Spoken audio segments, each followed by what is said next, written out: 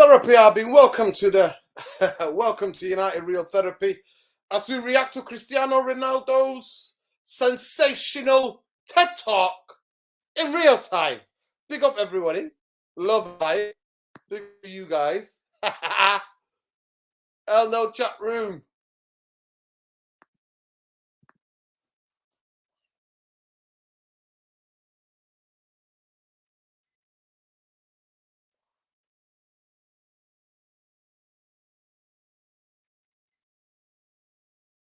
We're just watching now. He's talking about Wayne Rooney.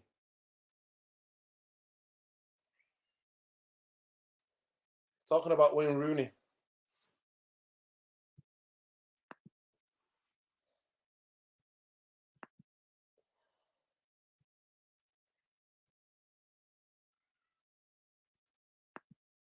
It's the worst interview. It's not an interview. It's almost like going on stage with your friend and your friend telling you, oh, he's just saying to him, it's not about the money, Ronaldo. You want to be number one. Let him answer the effing question. Why you keep leading him and answering questions for him?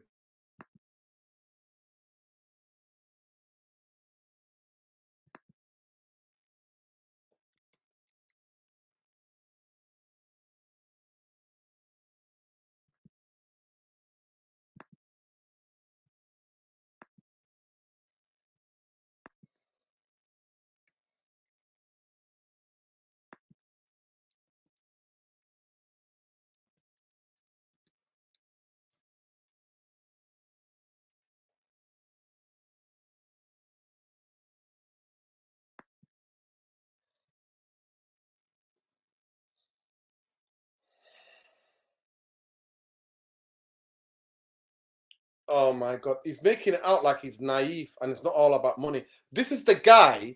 Come on, Ronaldo. We're not monks. This is the guy that was basically telling Real Madrid presidents, I need to be paying more than Messi. It's crazy.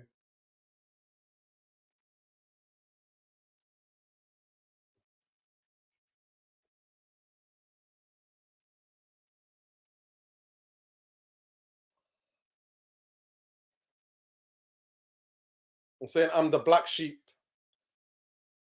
We have talked about it on the channel before, guys, that people like to scapegoat Ronaldo because he's one of the most experienced. We have talked about it. You know, scapegoating him is no good. It's not good to scapegoat him. There's a bit of truth in that people will scapegoat him, saying that he was dividing the dressing room and all of this stuff.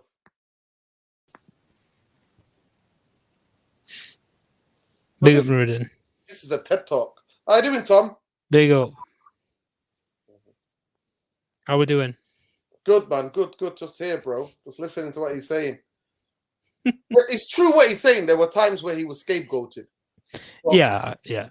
But this is not an interview by any means. You're a journalist, Tom. Mm-hmm. This is it's having a journalist friend answering questions for you and framing everything to benefit you. It's like a TED Talk, like they're doing No, literally though. I agree. Yeah, completely. It's like the framing is like Cristiano. It's not about money. No, let him answer the question. And then this is the guy who was telling Real Madrid, Messi cannot be paid more than I do.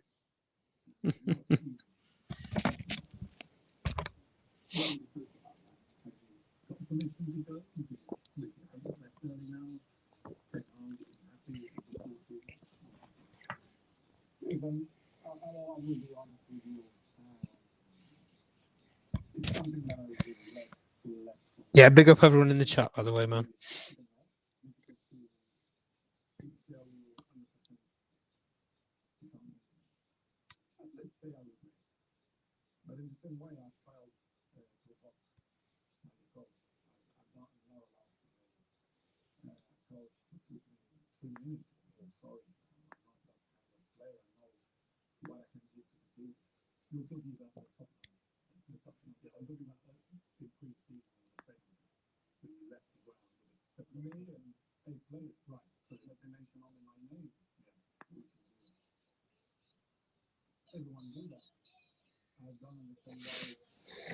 He's now talking about when his daughter went sick when they went on holiday.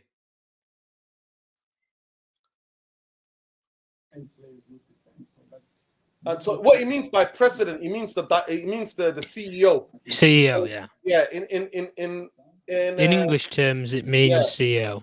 The CEO means Richard Arnold. So he's talking about Richard Arnold. Yeah.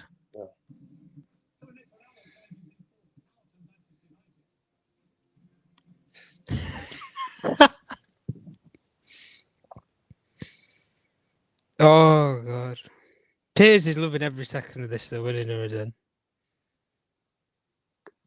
He is milking this interview for what it is.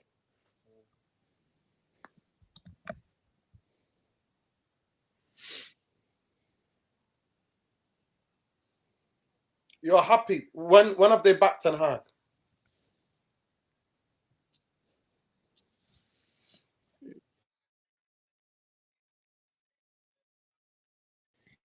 Now that's understandable. If his daughter is sick, I don't. I think unless a couple of months old, they're on holiday. She's got bronchiolitis. I think that's quite serious, isn't it? Respiratory. illness. It's serious. And that it's respiratory problems. Yeah, it's understandable. But I feel I don't know if it's true, but I do believe Ronaldo when he feels like the club didn't believe him. I do understand that because these guys only care about the bottom. They only care about money. So Ronaldo going to the Far East on a tour, he's the biggest attraction in Australia and in Thailand. That he's the biggest attraction. How much money when United would have made commercial deals? Of course. It's not just that though. It's like the viewers' rights as well in those countries as well to watch the games.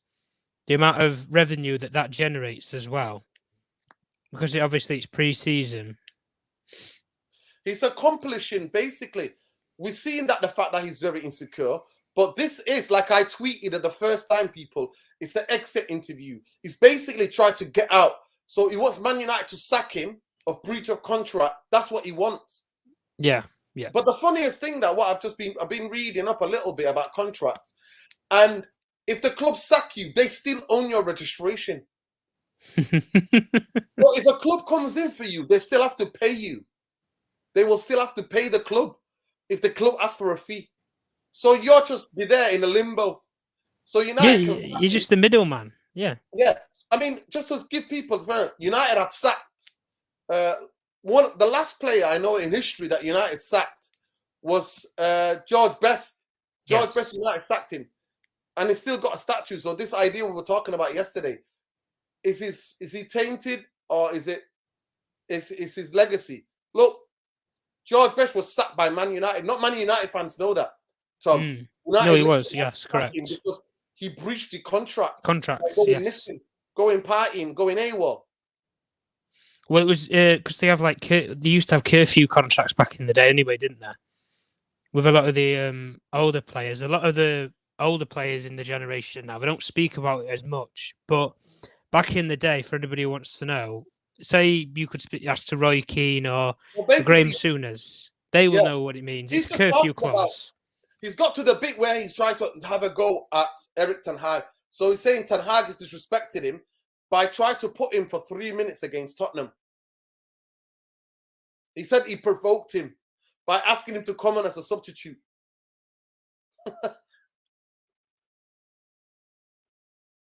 He said, I'm not that kind of player.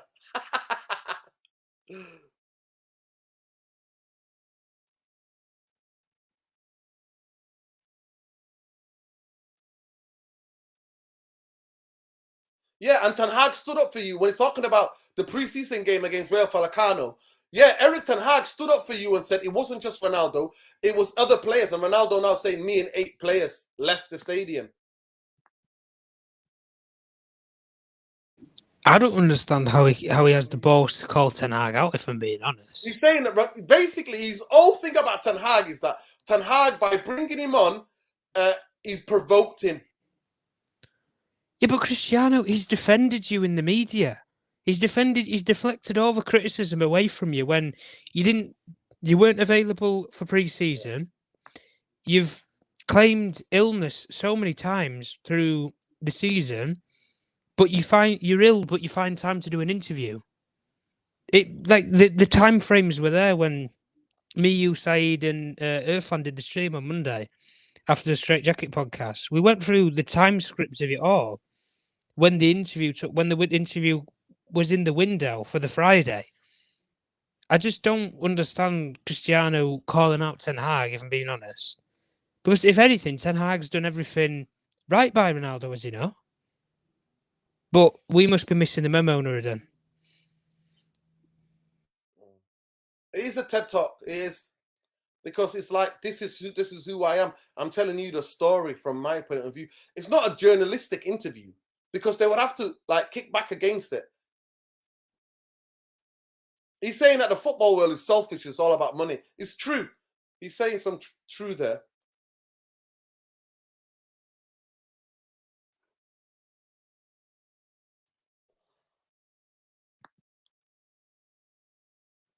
Smash a like on the video, subscribe to the channel, people. I think we're one of the only channels on YouTube who are reacting to this in real time. Everybody's watching it, but we're watching it and reacting to it in real time. Big up Augustino. Big up the Lietson. Big up, brother. Big up everybody, man.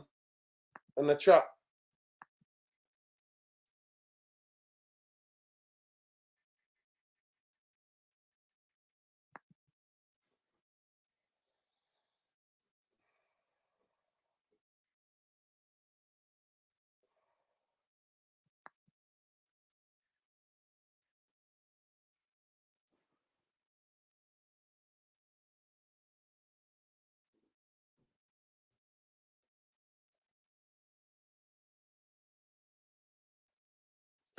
He said they doubted him.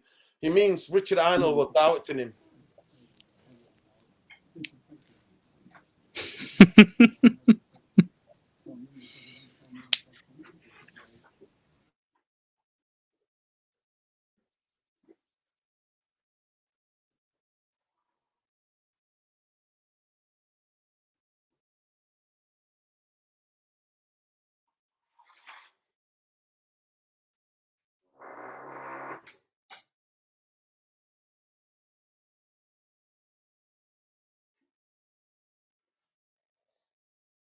Exactly.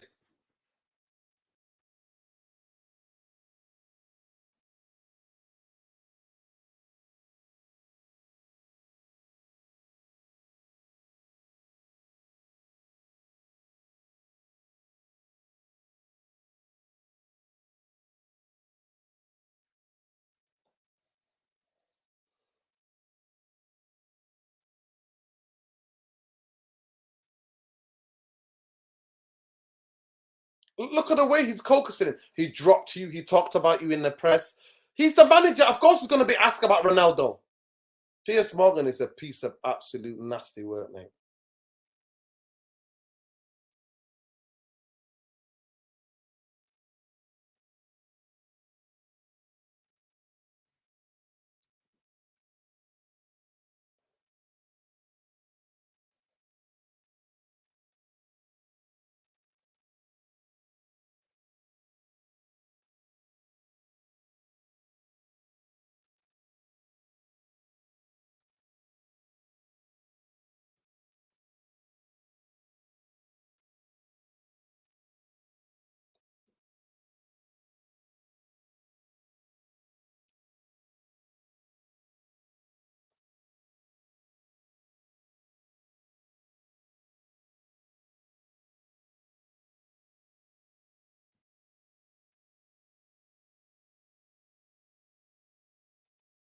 He said he give him no empathy.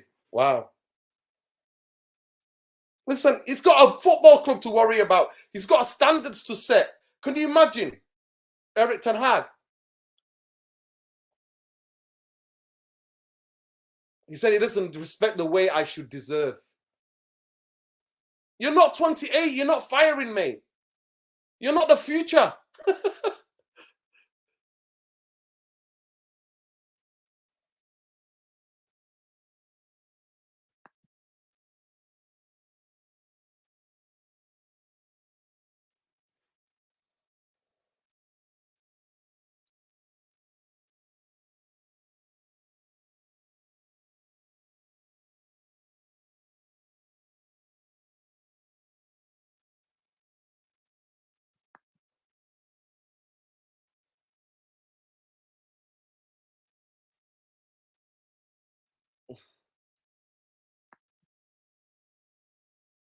He needed Martial to get fitness. Martial was injured and came back. Ronaldo wasn't going to do anything against Man City, people. You all know that. Ronaldo can't do anything against FC Sheriff. We're struggling. And the other teams that we played. Nicosia. Ronaldo couldn't do anything against them. To me, that game, they were cowardly anyway. They were all cowardly. If I was Ronaldo, I'd be relieved I wasn't on the pitch.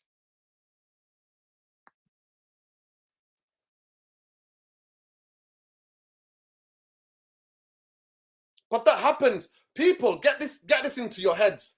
He does not disrespect Ronaldo. Managers will use you because you got a squad. They will think about certain games. They will want to bring you on when they want to bring you on, even if it's to waste time, even if it's a tactical thing, regardless if it's 3 minutes to go or not. It's usually 3 minutes plus another 4 minutes sometimes, or 5 minutes, and it's like nearly 10 minutes or sometimes. So it don't matter. He's the manager.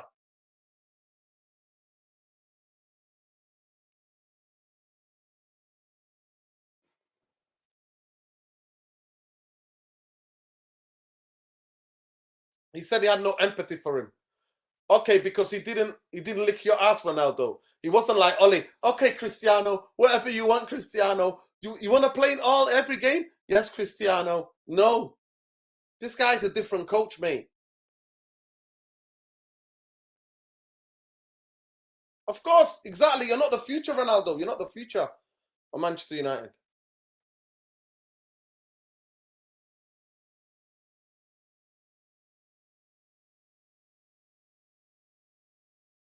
What morals? Everybody. So Ronaldo's talking about his morals. He said, I'm not going to negotiate my morals. So does that mean that everybody, Ronaldo, has to bow down to Ronaldo?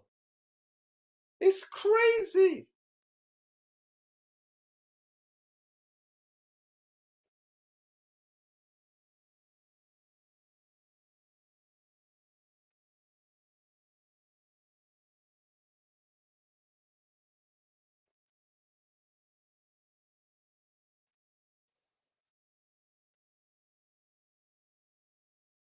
He goes public. Everybody can see. What are you talking about, Piers? He goes public. He doesn't go public. He said, I'll deal with it tomorrow.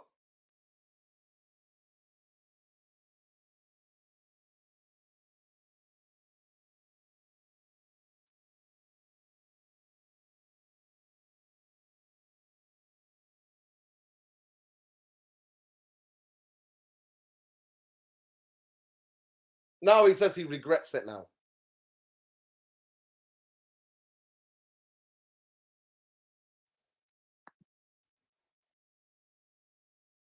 Big up Delian.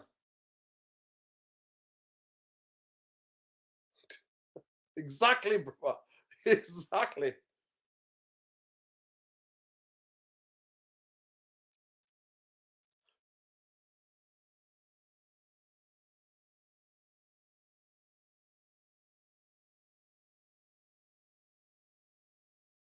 He said he was humiliated. Listen, you miss one game. Some people will get fined 3 games. You won't play. Are you kidding me, Ronaldo?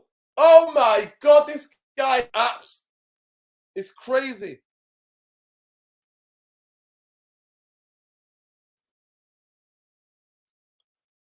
Pick up Dalian.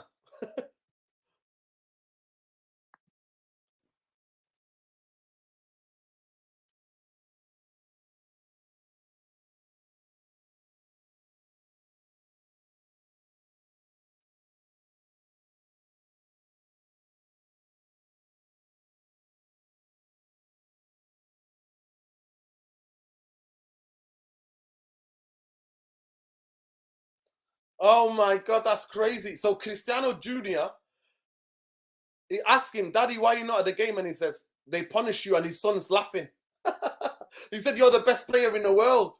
How they punish you. Your dad's not the best player in the world, son. He's not. He's got 3 goals. 3 goals in 16 games.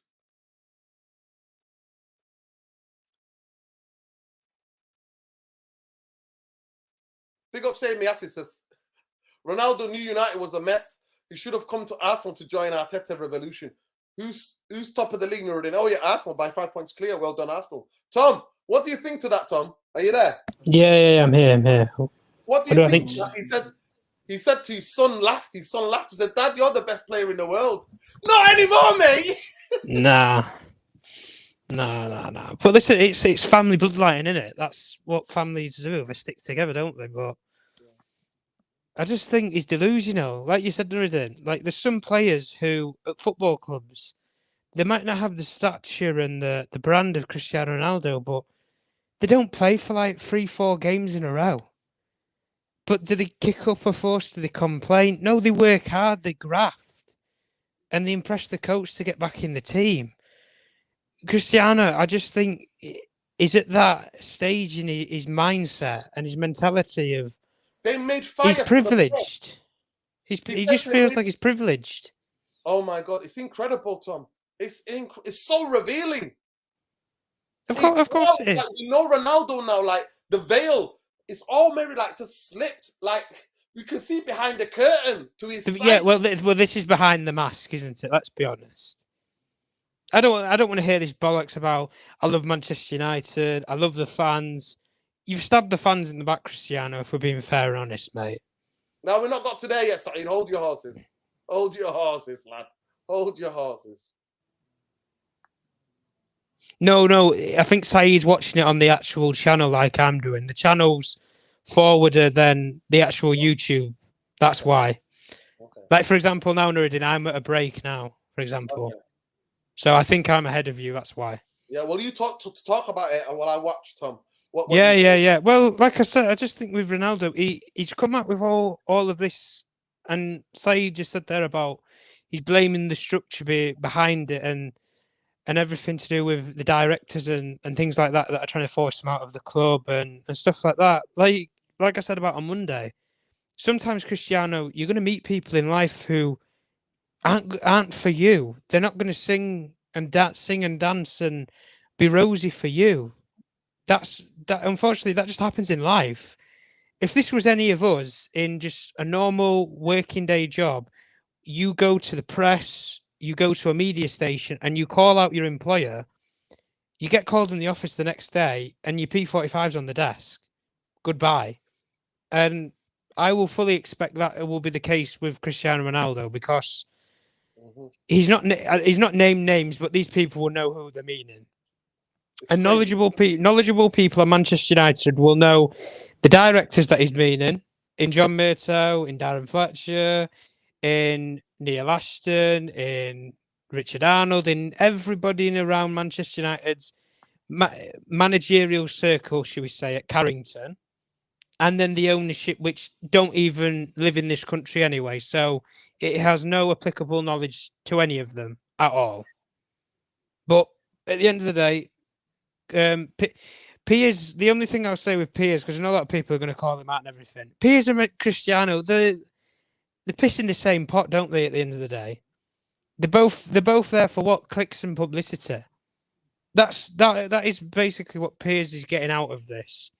He's getting the publicity. He's getting a brilliant advertisement for his new talk show, or his segment of the talk show.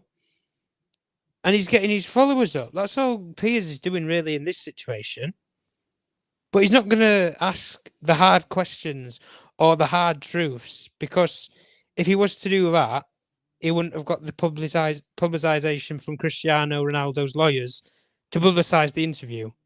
So at the end of the day, Irfan, I think, called it, and big up to him anyway with Irfan, when he said that everybody's a winner in this.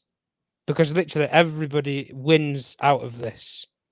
I don't think anybody loses, if I'm being perfectly honest. Because Manchester United save a fortune on Ronaldo. He can save the last couple of years of his playing career. You know, less of a fuss for Erik ten Hag.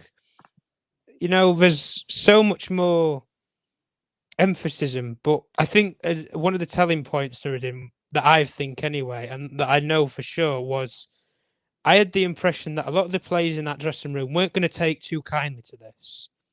And slowly but surely, you're seeing a lot of Cristiano's compatriots or his former teammates are coming out and saying that we don't agree with what Cristiano's done and said, or physical presences of what they've done.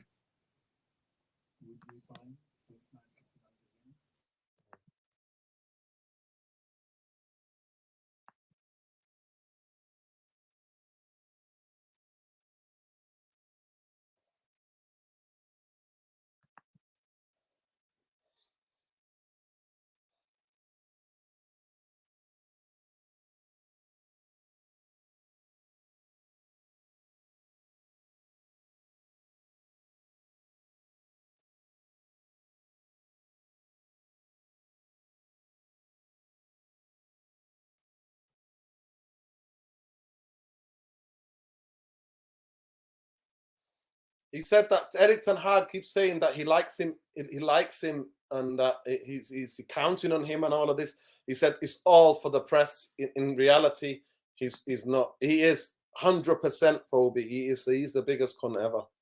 He's a dickhead. Apologies for swearing.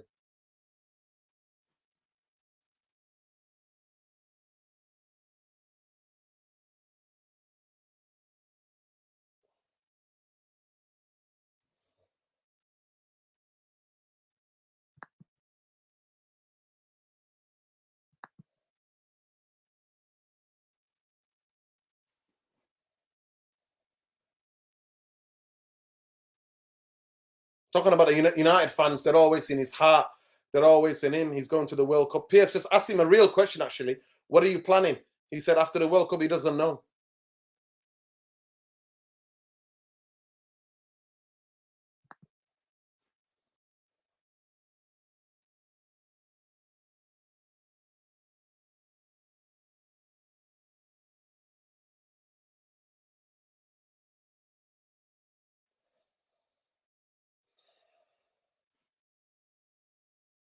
It's fascinating, people.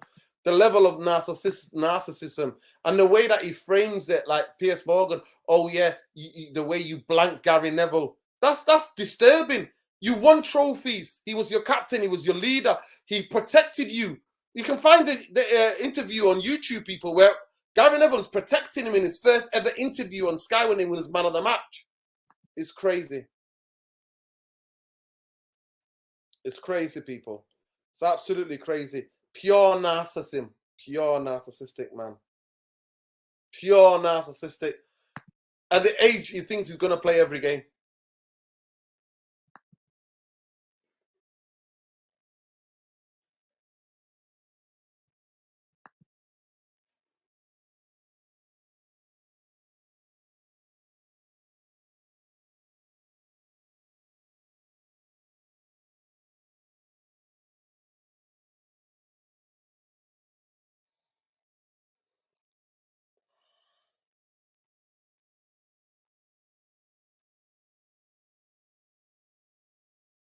He said his decision to sign for Man United was emotional, then rational.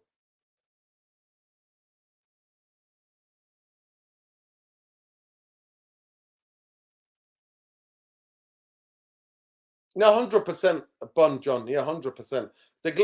Both of them need to go. Ronaldo needs to go. The Glazers need to go. That's why I always say, is Ronaldo the biggest problem? Because this is an exit interview. He's leaving.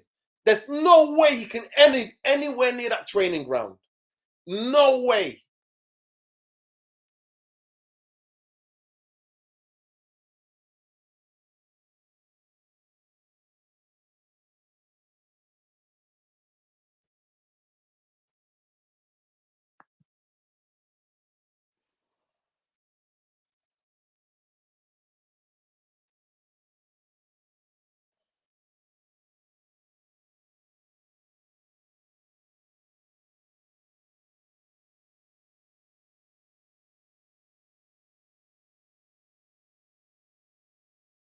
He said he wants to advise the club.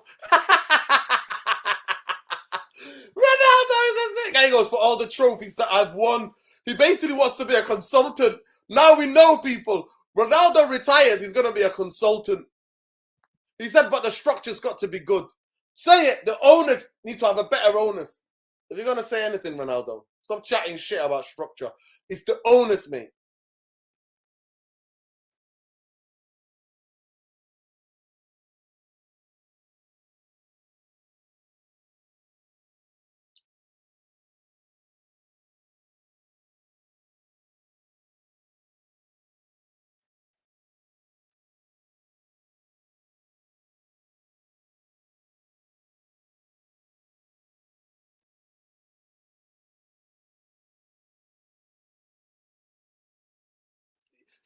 That's the most things that he's ever admitted. He admitted that his motivation is not there. That he's lost motivation. He's not playing at his best football. So he admitted, at least in a roundabout way.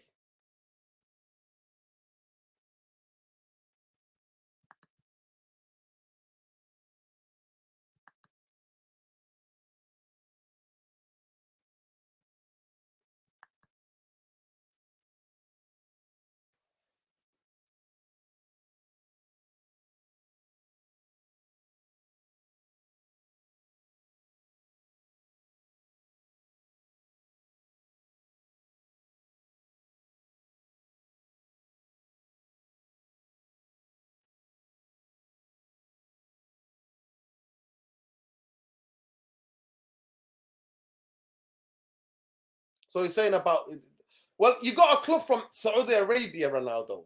This is not in Europe. It's not top flight football. You're not the greatest. You're going to be the best player to ever play in Saudi Arabia. They're paying you 300 something million. Where's the Saudi Arabian league ranked? Where is it ranked? It's not European football. It's not Champions League, is it? Exactly, 100%. 100%. Just pure, honestly, it reminds me so much of Mourinho. In my head, I'm thinking, thank you, take time. Mourinho meltdowns.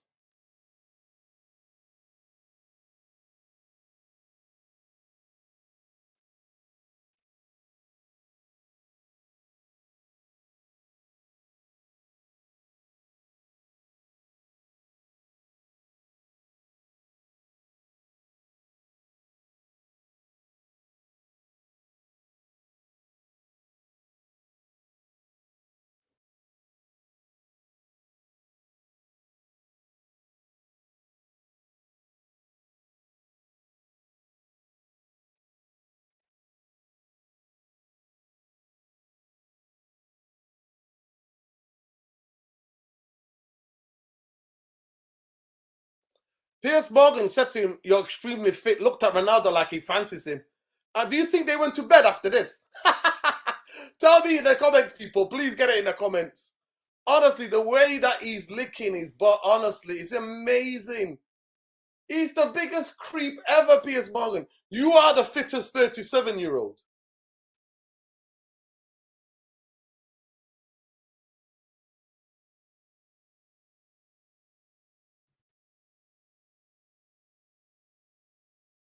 Oh, he said, I'm not one to be cocky. But he goes, I adapted.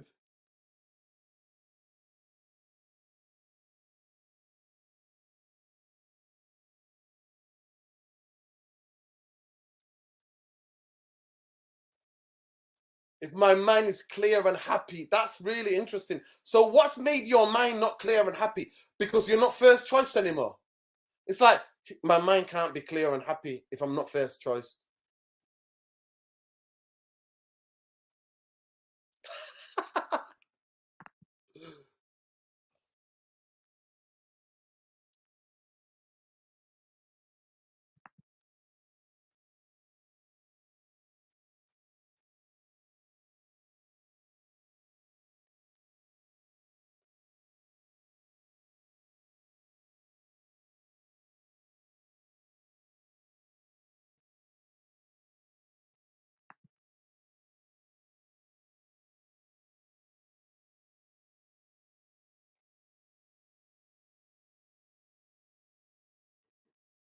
But then he's saying the biggest contradiction things. 1 minute he's saying he's happy here, but then he's saying he's lost motivation, things are not good with his mind.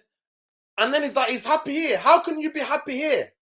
And then you're feeling you're not the same. You're not playing the same. And then Piers Morgan is doing his bit for money doesn't motivate you, does it, Ronaldo? Of course he does.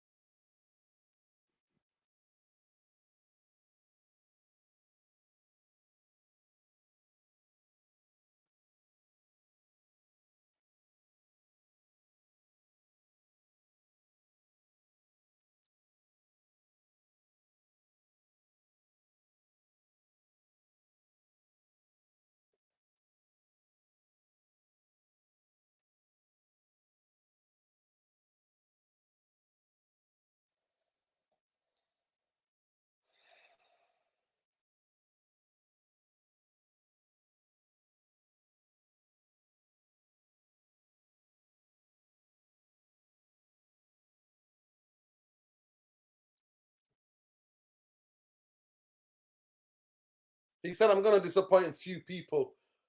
The narcissism is unbelievable.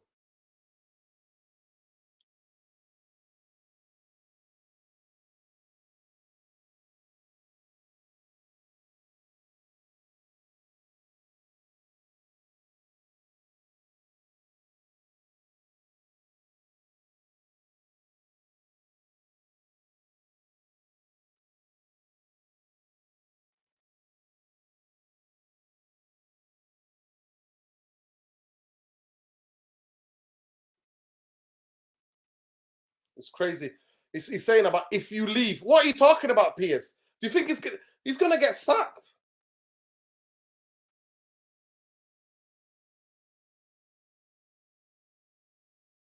He said it's hard for me to say, I'm gonna be back to Manchester United. This is what his agent's telling him. Don't say you're leaving, so we can get paid Ronaldo. About a minute ago, you didn't care about the effing money. What's going on, Ronaldo? What's going on? He said, don't say you're leaving. Don't say you're leaving, Ronaldo. The contradictions are unbelievable. Yeah, of course, I just said it. I just said it exactly. His agent said to him, don't say you're leaving.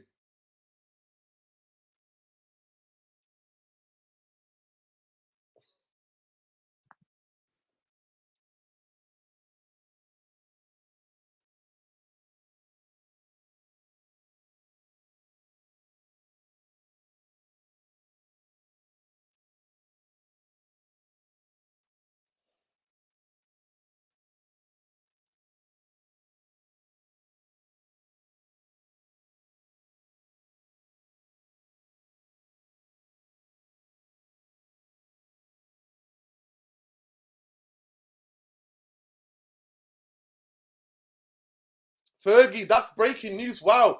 Fergie's always on his side. He not spoke to him for a month, but he said Fergie's on his side.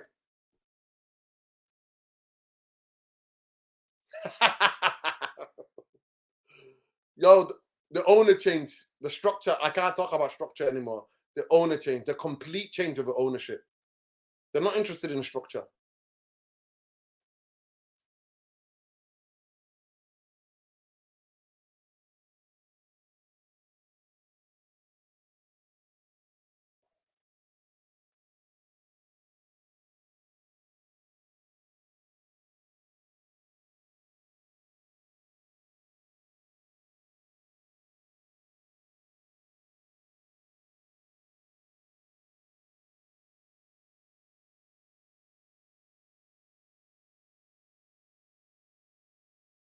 Big up, Khalees. Big up, Khalees.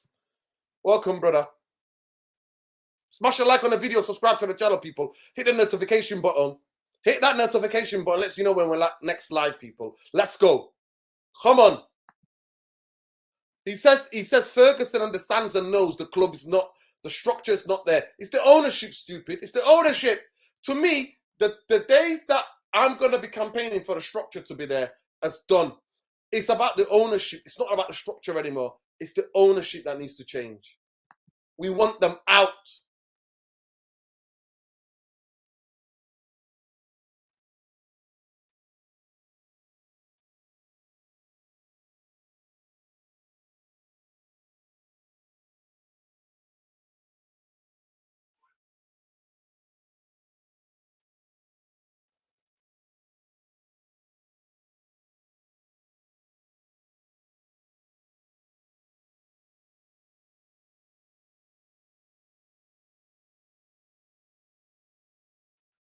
He said even when the fans criticize him, we will always be in his heart, even those who criticize him.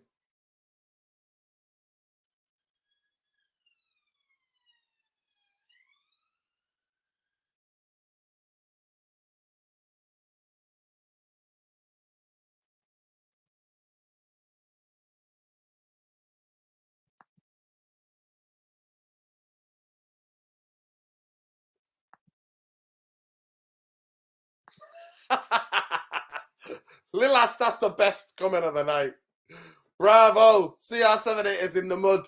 What are we in the mud for? I don't hate him. I don't know him personally. But I just see from what he's saying.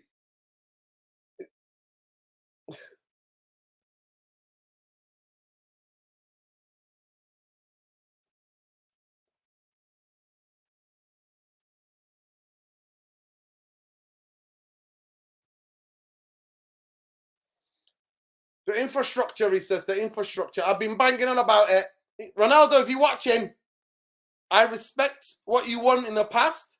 You know what you came into. You came in to get paid 500 grand a week. Even though Piers Morgan keep telling you, it's not about the money, is it, Ronaldo? Like running cover for you is the most ludicrous thing ever, PR. Because that's what I was saying to you. It looks like it's like he's his personal PR. All he needed is just Rio Ferdinand to be sitting next to them.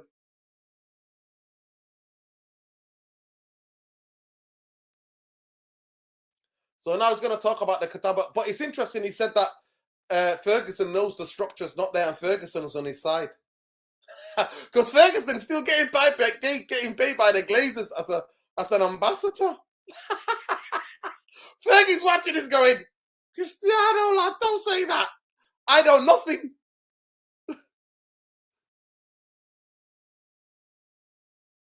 He's not in his heart now. Pick up El Gero. He says, Nuruddin, Sir Alex Ferguson supports the Glazers. How can Sir Alex agree with him and not say anything about the ownership for years? Facts. Facts.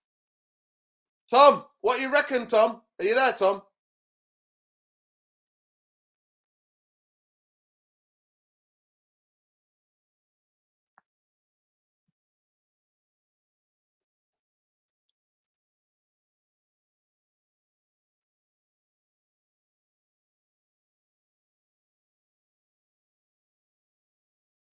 Pick up El Gero, by the way.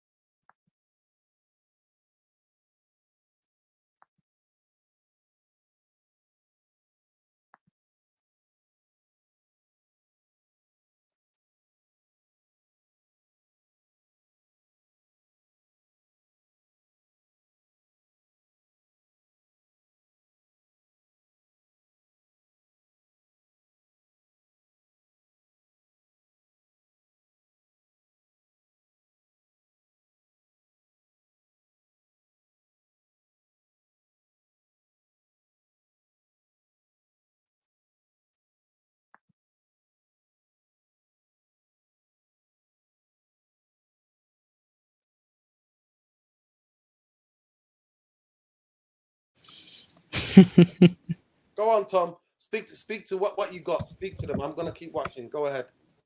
Yeah.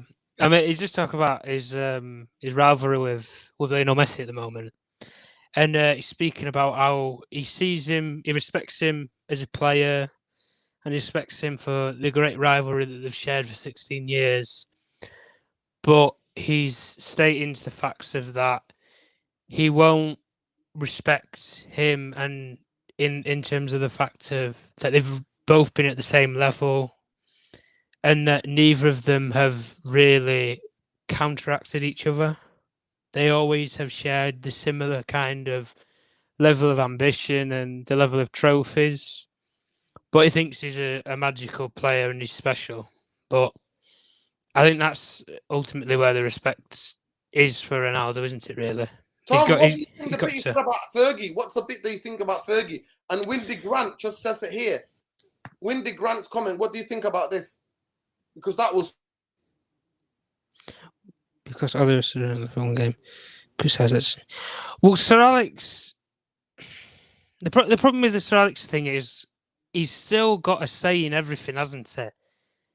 And I always made my opinion on Sir Alex very, very clear, and that was, you've done your services for Manchester United, so enjoy your retirement, Sir Alex. Don't be getting involved in the politics and the Glazonomics at Manchester United. Just be a fan, but be the spectator in the stadium that you are at the moment. You don't need to be involved in bringing players back to the football club and showing young players around the club to try and entice them to come. Being the club ambassador, you don't need to be doing it. You've done your services, you've done your due diligence. You and Sir David Gill did what you did at the football club, made it a success. Whoop-de-doo. That was almost an eternity ago now. But well over a decade ago. Enjoy your retirement, Sir Alex. That's all I would say on that. You don't have to get invested in in the football club anymore. You've earned your title of being Sir Alex Ferguson. You've earned your title. Now sit on your throne and leave it at that. But yeah, like Kelly says, he respects Messi basically. Yeah, of course. I think even if you ask Lionel Messi that question, they would say that they both respect each other in many cases. But Piers' game. Have you seen how he looks at him, Nuruddin? Have you seen how Piers is looking at him? He's eyeing him up, isn't he? Come on. He's a handsome looking fella, isn't he? Come on. But no, they're just basically bigging up his career, really. Oh, he's put an age on it, Nuruddin. He's put an age on his retirement.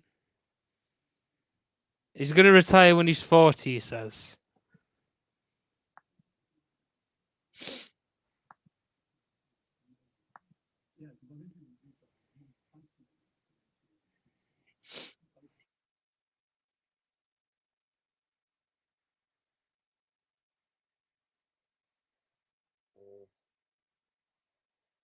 It's crazy what he's saying now about Messi. Yeah, everybody respects Messi. Are you kidding me? Messi would never have done this kind of interview to try to force himself way out. Barcelona kicked him out and Messi cried. That's a level of different, isn't it? Messi cried, broke down and cried. He never wanted to leave Barcelona, but they kicked him out. And he even said he'll play for free. Messi said he will play for free.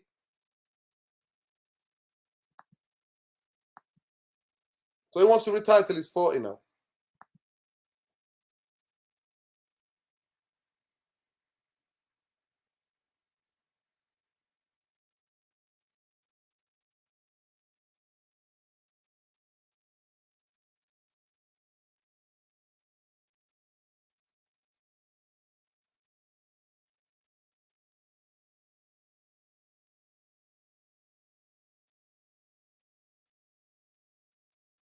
Hey, saying Messi might be happy. He said he likes Arsenal. He wants Arsenal to win the league. So do I, to be fair.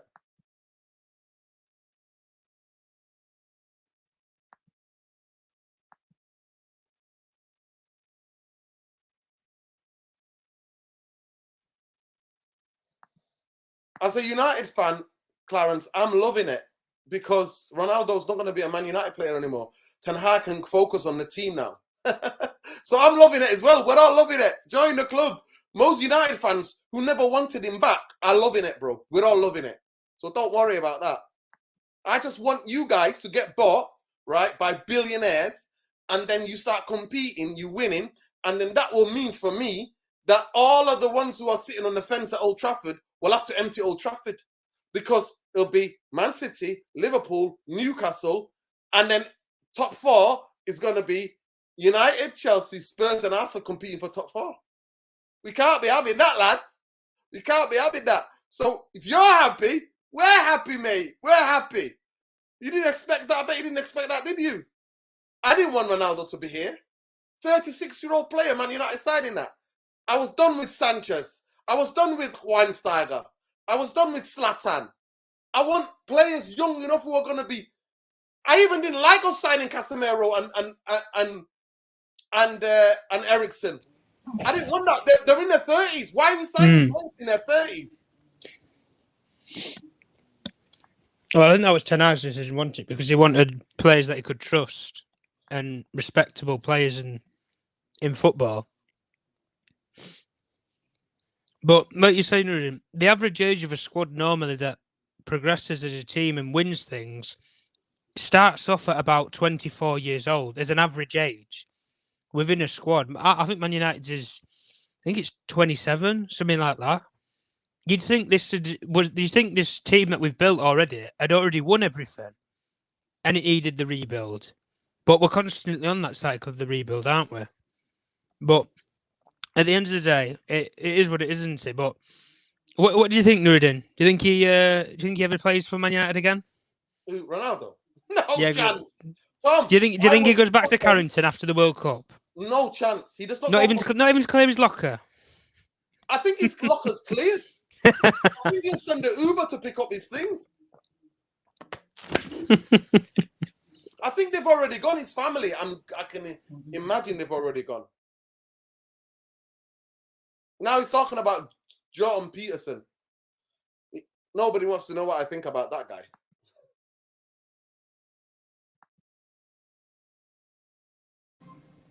And that is the interview.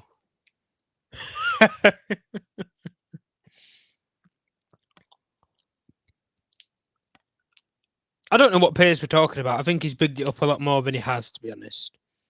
It's explosive. It's, you know, the best thing since sliced bread. And, like,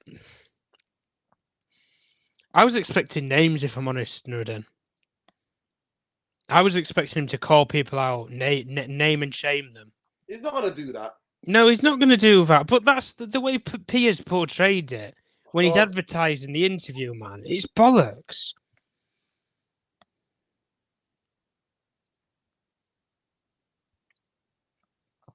That's an answer to you, Tom, what you were saying, Windy.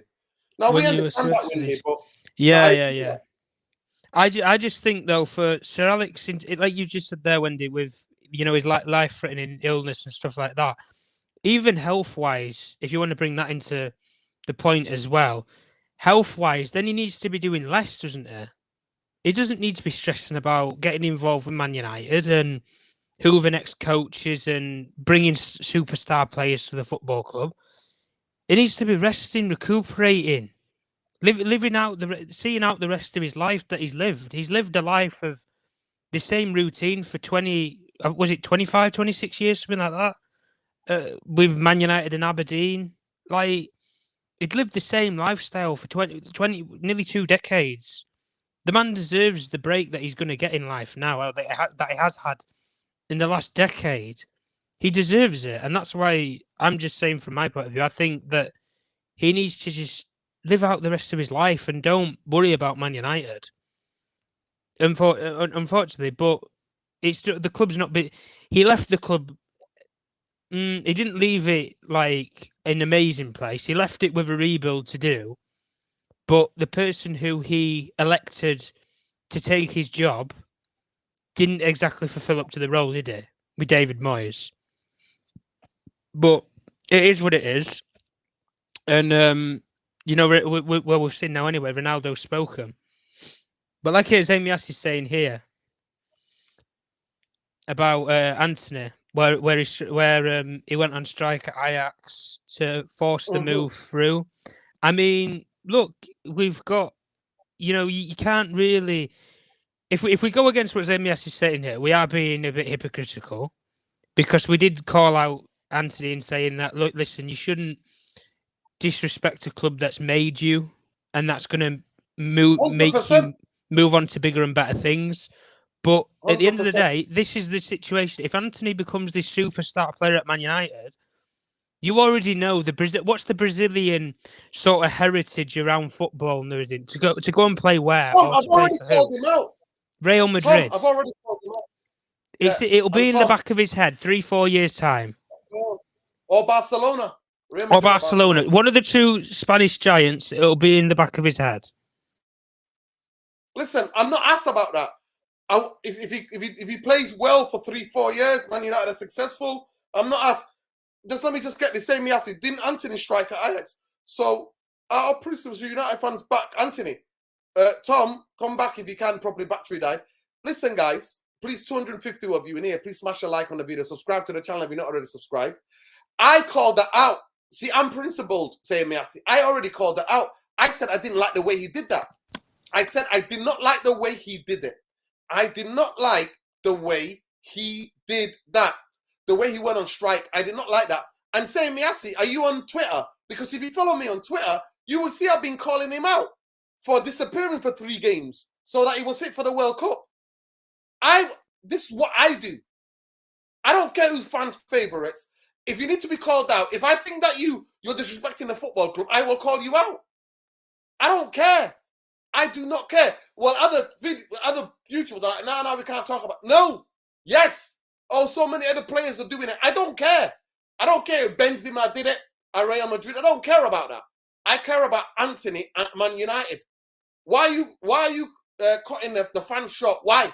Why are you disrespecting our fans? Because you didn't want to be injured. And then we see you on the video jumping all over the place. And then straight away, the day that the Brazil land, there you are doing all these drills and everything. And I thought you were injured. I thought you couldn't be fit for the Villa game, the Villa home game, the cup game, and you couldn't be fit for the Fulham game. I'm not here for that. And I'm criticizing Erik ten Hag for allowing that effing thing to him to take the piss. Erik ten Hag should not be doing that. No effing manager should be doing that. Making concessions to players. No, I'm not having it. Not having it. Not having it, mate. Man United come first, mate. Don't give F about Brazil. Do not give a damn about England. Do not give a damn about Portugal. Do not give a damn about any country. Man United, I'm a United fan. That comes first. More than anything else. Man United come first. And if you're taking the piss, we're going to call you out. If you're taking the piss out of us, you're getting called out. This interview was a joke. Was an absolute joke. The thing about the infrastructure for me is about the Glazers. He called out the Glazers and he called out the infrastructure. But Tom, and to all of you, there is no problem with the structure. To me, I'm not waiting. I waited 10 years. The structure's not fixed. There's anything about the structure. All the signings that we signed were Erik ten Hag signings. So the structure have done fuck all. So fuck the structure. Fuck believing in that. Glazers, bankers need to fuck off at this football club. That's what they need to do. But I can't wait Liverpool to be bought by billionaires. So then, United, Arsenal, Spurs, Chelsea fighting for fourth. And I'm sorry, for one position. Nah, mate. Not happening. And when the Glazers can't finish fourth anymore, ta-ta. Ta-ta, Glazers. Ta-ta. See you later. Because that's what our club is set up for. The Glazeronomics is set up to finish fourth. That's why they sack managers when we don't finish fourth. It's the only time why they don't sack managers when we finish fourth.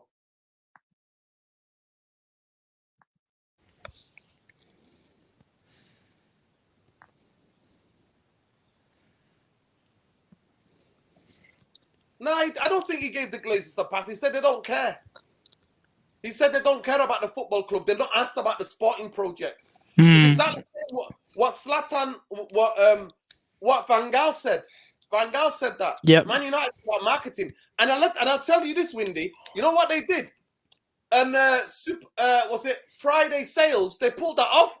When that clip came out about United being a marketing club, they took that off. Yep. They took that off their website. So him coming out and saying the Glazers don't care about the football club, to me, I don't think he could have said anything more. It means when you don't care, you're the owners, you don't really care about what happens on the football ground. You care about the money and marketing. You can't get any more damning than that. What else is he going to say? What else? And he said he didn't meet them. He didn't meet them. He's not asked about them. And then he said, Ferguson knows. He goes, Fergie knows everything what's wrong. The infrastructure. Who's responsible for the infrastructure? The Glazers. So when he's talking about infrastructure, he's talking about the Glazers. Yeah. They're the owners. The buck stops with them. Read between the lines, people. When he's talking about course. Who's effing in charge of the infrastructure? Who? The Glazers. Yep. So he's talking about That's who he's talking about. I think to be fair, Nuruddin, I think with what Ronaldo said, when he's come out and he's spoken about the infrastructure, he's spoken about the club's structure and the way and the people that are employed in those roles, the ownership. I think a lot of United fans get behind and are completely in agreement with what he says, because everything that Ronaldo has pretty much said in that interview and what he's been preaching to Piers Morgan and to people around the world about Manchester United's appeal, the club, the people who own it and the people that run it, everybody agrees with that, because on United Real Therapy here, we've been teaching people for months, days, months, years about this ownership. That's why this channel was formed and made by Nuruddin, to get the voice out about this ownership. Because why? It's not an ownership to win sporting project. It's not a sporting project. It's not for sporting acumen or sporting achievement. It's for what? Financial achievement. That is all this football club is for under the ownership. And Nuruddin's just said it there because Newcastle, with the sort of investment that they're putting in place, will be there. I think they'll be. Well, I mean, they're already challenging around the top 4 now. But if they're going to be consistent and building the gap towards Manchester City, potentially Liverpool if they get the new owners in as well, Arsenal could be there or thereabouts. We don't, because of how young their squad is. I mean, there might not even be a top 4 space to even play for Nuruddin. And that's how the sad reality of it all is. And Manchester United, if you're not very careful in football, there's always a good quote. If you're not updating the market, you get left behind. And Manchester United have already been left behind by Manchester City and Liverpool in the last 3-4 years by miles. But if we're talking realism, Nuruddin, Manchester United in 5 years' time, when all these clubs have got new owners or new developing teams or whatever, Man United could be where Villa are. A great historical club with no achievement, with no superstar squads. All Manchester United will be known is by name, not by acumen or not by trophies. That is all that Manchester United could potentially be named or remembered by. You can forget about Fergie and what he did in the game of football. That will all be forgotten about because in the modern era doesn't tell you a lie. That's the past is the past. You don't live in the past. You live for the present. And the present, you're not blind. Nobody needs 3D glasses to see what you're looking at. Is Manchester United is a financial achievement in club. Yeah, you can break the record finances. You can burn a hole in the New York Stock Exchange. You can crash the markets when you've signed Cristiano Ronaldo, record shirt sales and all these bollocks. But when you go to the basics of it, Manchester United haven't won a trophy since the Europa League 5 years ago. Half a decade since Manchester United won a trophy. And that's good enough for some people, Nuruddin. 100%. We'll finish in the top 4. We'll give the Glazers £100 million every time you finish in the top 4. But where does that £100 million go? Dividends. 100%. Liedson, I've dropped here. Big up Liedson, he's coming in now. Just to answer Jarvis Cocker. Jarvis Cocker, I don't mind anything about his self-help books that helping young people and young men especially. His 12 step. It's about his politics.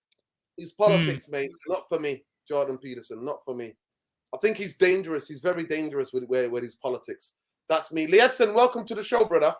As an outsider, you're not a United fan. As an outsider, you watch United. As an outsider, what was your take from that interview? It was very tasteless, in my opinion. Like, this reminded me of when, I wouldn't, because I laughed when you said it was a TED Talk. It was like, it was more like Ronaldo just telling the world how he feels. It's basically him telling the world, hey, I don't care about accountability. This is how I feel, and forget what you're saying. That's pretty much it. It's just a deflection. That's what it is. I wouldn't call this a TED Talk.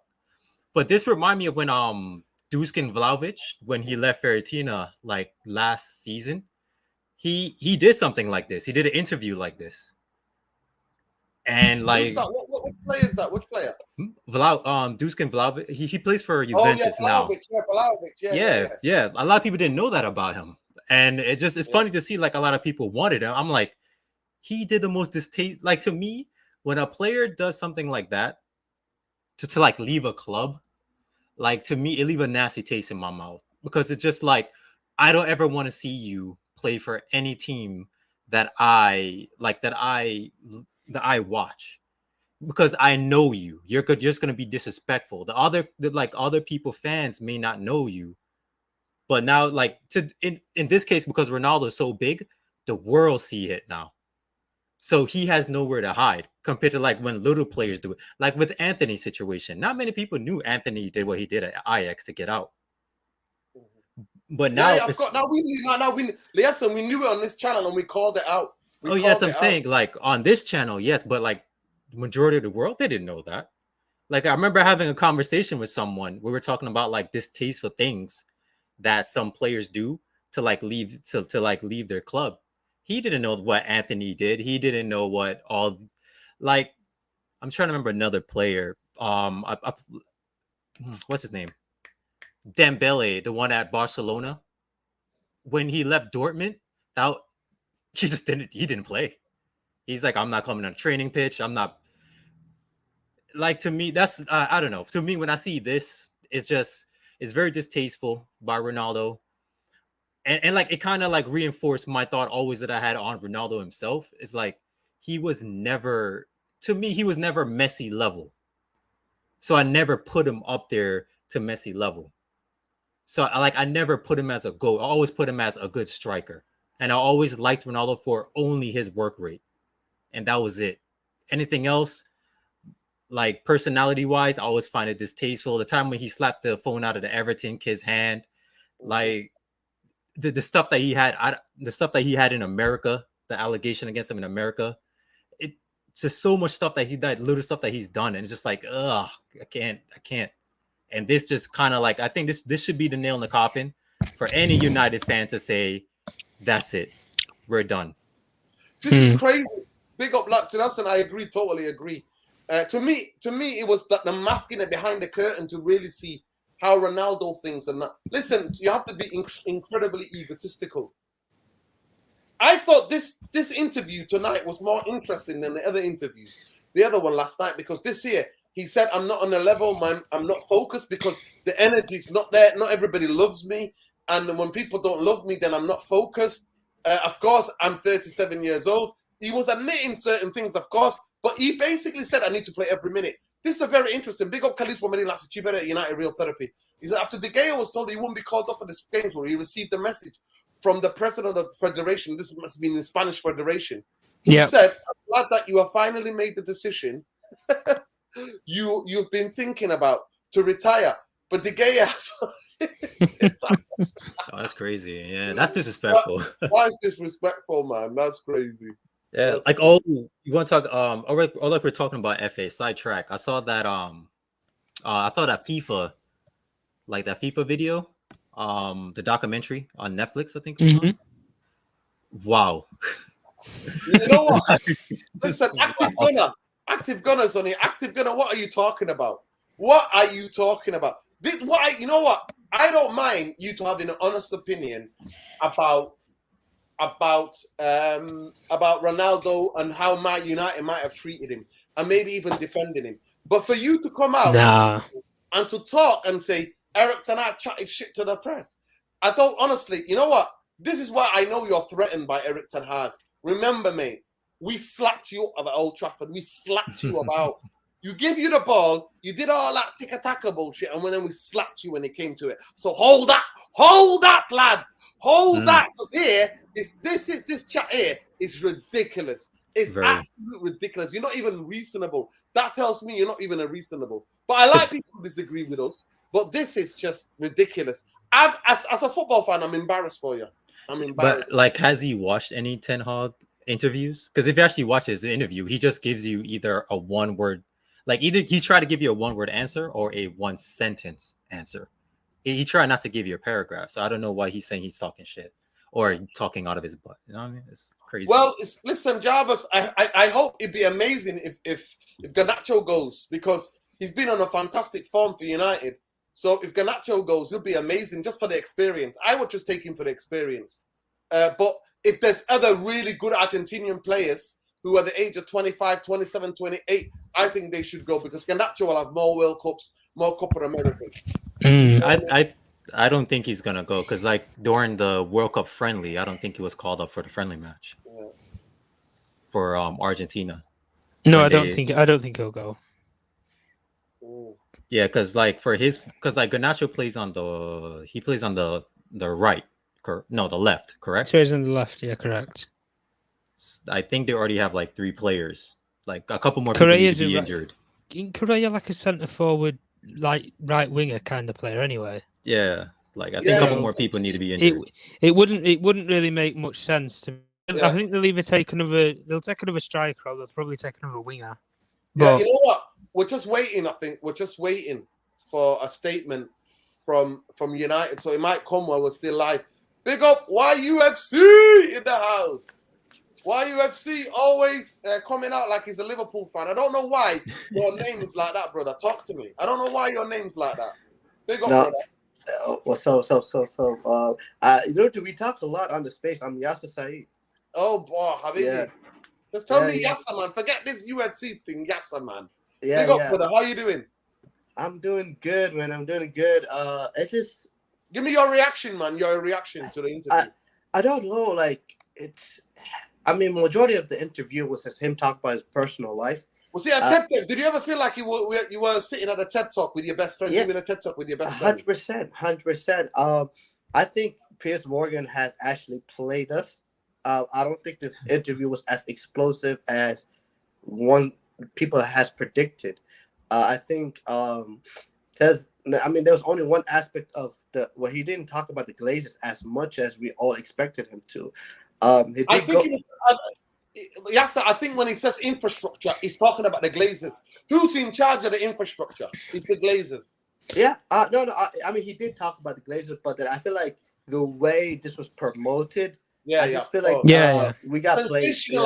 Sensationalized is the word. Clickbait, clickbait. Yeah, we got played because, like, I mean, even with the whole Ten Hag thing, you know.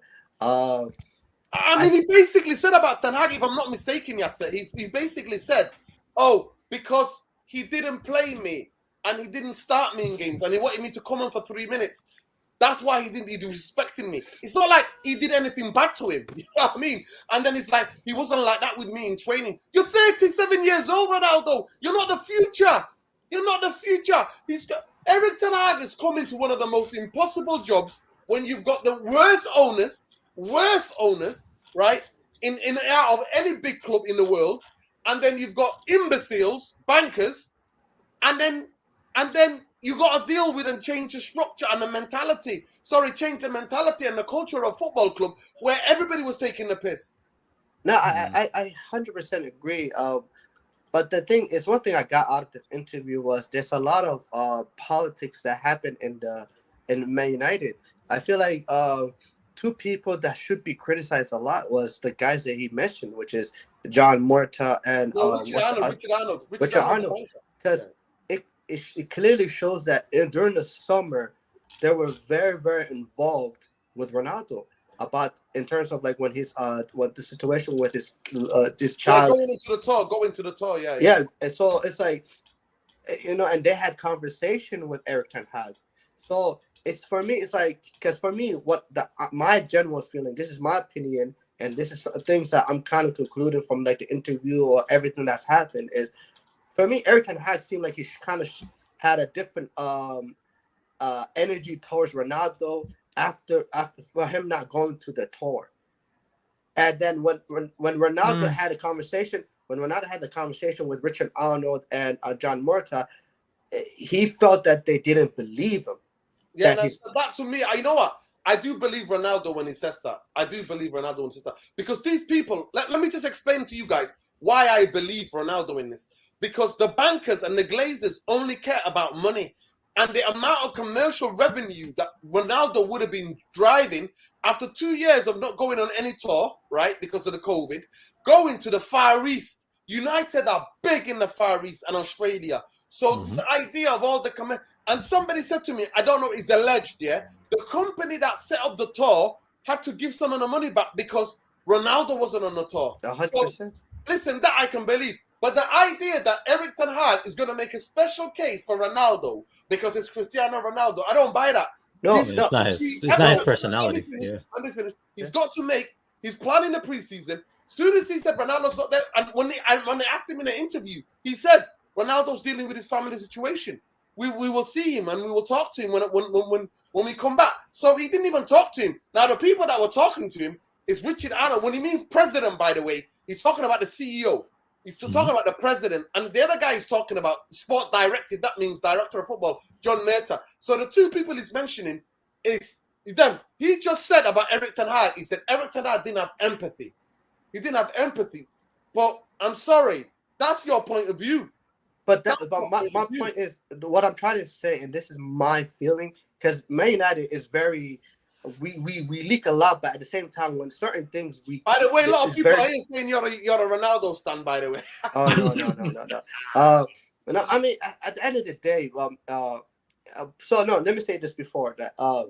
Because the thing is, for me, it's like it's interesting because my thing is because what I was thinking is, did Richard Arnold, and after he had the conversation was having conversation with Richard Arnold and John Murta, what did they say to Erik ten Hag when they had the conversation about the Ronaldo issue? If they came off as, he says he has a family issue, but we don't know, we really don't believe him. I mean, as Erik ten Hag, he's probably saying like, okay, if these guys are saying that they don't believe him, this guy is like, taking the mick, then I understand. Then I understand where Ronaldo's coming from when he says he doesn't have empathy, because Erik ten Hag is probably thinking like, this guy just kind of blew us off. Nah, that's not Ten Hag's personality though. You know what Ten Hag said? Listen, you can find it. Yes, sir. Right. Let me just get the super chat, Leadson. 1 second. Yeah. You can find the quote. You can find it. You can watch the video. He said Ronaldo's got family issues, and that was the end of the matter. Mm-hmm. He didn't divulge. He didn't get into it. He did say, when Ronaldo comes, he's in my plans. He's always kept that. But 100%. Ronaldo saying, oh, he give me a different thing. Because he didn't your ass. He didn't worship you. He didn't bow down to Ronaldo. That's true. Get the hell That's out of here, man. So let me just get this. It says Tim says, you have a point, but I can tell you this. No one is changing anything for CR7. His followers just keep going up. People have a blind. That's true. Oh, That's yeah. Of course, yeah. That's true. I don't think Yasser is a Ronaldo stan, by the way. I think people are thinking. But go ahead, Leadson. Go ahead. Yeah, I was gonna say that's not really Ten Hag's personality from what I've seen him, because I've watched what's that league called? The Press. I'm bad with league names. Like I'm kind of with Norden, like I'm dyslexic, so I'm bad with names. So like I watched the Dutch league, and it's not the area division. Yeah, yeah, exactly. So like I watched the Dutch league, I watched PSV, and I watch Ajax because they're the biggest team. From what I've seen with Ten Hag and the news I've always like follow, because like with those teams, is that he's more likely to believe the player more than he's likely to believe what the upper board is. So like say if a player comes in and say, hey, he's ill, like there's nothing that he could really do. The player's ill. But like to me, I don't think Ten Hag actually had Ronaldo in his plans at all. I think he was just saying that. Like I think he just came in. Everybody thought Ronaldo was going to leave the summer. Ten Hag thought he was probably going to leave in the summer, and he just didn't leave. So now it's like this is the problem that he has to deal with as a manager. Okay, and let me ask a question about that. And something I didn't understand about the interview was Ronaldo said when he was talking about the teams that were coming in for him, he said that he chose to stay. Yeah. Didn't he say? He's like, nah, he wanted to get out of here, man. Yeah, I don't understand. Didn't he? Because like, remind me, guys. Didn't he ask to leave in the first? Yes, of course. Yeah, he did. Yeah. Of course, and that's the biggest contradiction. But listen, can I just explain that bit to people? I want you to really understand and listen to what I've got to say about this. His agent, George Mendes, says because Ronaldo is under contract, he can't come out and say he wanted to leave, that he's going to leave Man United, that his last days are with Man United. All of those questions, he didn't say that because that's to do with a contract. Because Man United are going to try to get rid of him and try to sack him, so he needs to get paid out. But Manchester United will still own the registration to his contract. So if other clubs want to buy him, so all those questions, Ronaldo has to come out and be a biggest contradiction ever. So that is because of the advice of his agent and the people around him say, you cannot say that, you cannot be caught on tape saying I want to. But this is, make your mind up, people. This is the exit interview. I said it. The first minutes it got reported when we were on this channel, and I posted it straight away. I said exit interview. Why? This player cannot go anywhere near the training ground. If he does, he's going to be training with the kids and away anywhere from the first team. He's not going to be seeing Erik ten Hag or any of the senior players. He's not going to be anywhere near. This is a sackable offense, what he did.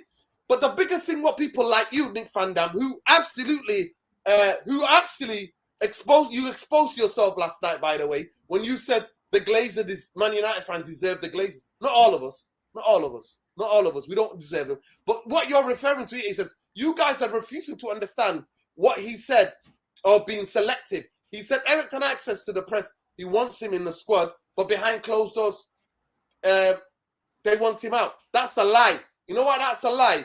Because Erik ten Hag understands that Cristiano Ronaldo is not 28, he's not 31, he's not 32. So he understands he's got to manage the whole team, but he understands that he's got no other strikers, and the only striker that he's got is Anthony Martial. So he's going to need him. Of course, he's going to need him to play, and he's going to have to keep him on side. But is there future with Erik ten Hag? No, there's zero future with Erik ten Hag. Sorry, there's no future with Ronaldo. There isn't any future with Ronaldo.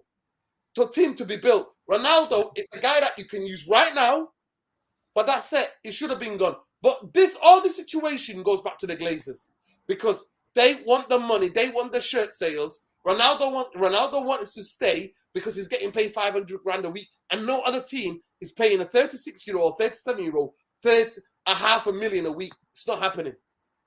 And to answer his you're not there yet, but he did come back. Yeah, he did say he wanted to leave. Just typing Ronaldo wanted to leave Manchester United in Google, and you will find it. He can't say that. But he can't say that because of his agents and lawyers are telling him it's a contractual thing. His lawyers and all of that, to me, I think a club has already been sorted out. I think all of this, he's not going back to Man United, Carrington. I would be shocked. Only if United make a mess of it. And then this continues. And I think if United do that, it will overshadow because Erik ten Hag is going to be pestered and asked about every press conference till the end of the season. Ronaldo. Manchester United need to just sack him. Don't pay him a penny and let him go and go where he's go. That's already been decided. I'll be shocked if his agent has not already sorted out a move for him to our club. I'll be shocked. But that's why he sounds contradictory because he's not allowed to say it by law. He can't say, I want to leave. Yeah. Like, I don't think anybody who is hired by your job, if they give you like an employee like handbook or they give you like a contract, I deeply want to say you guys need to read it because every one of them has a contract where you cannot talk bad or you cannot misrepresent your company.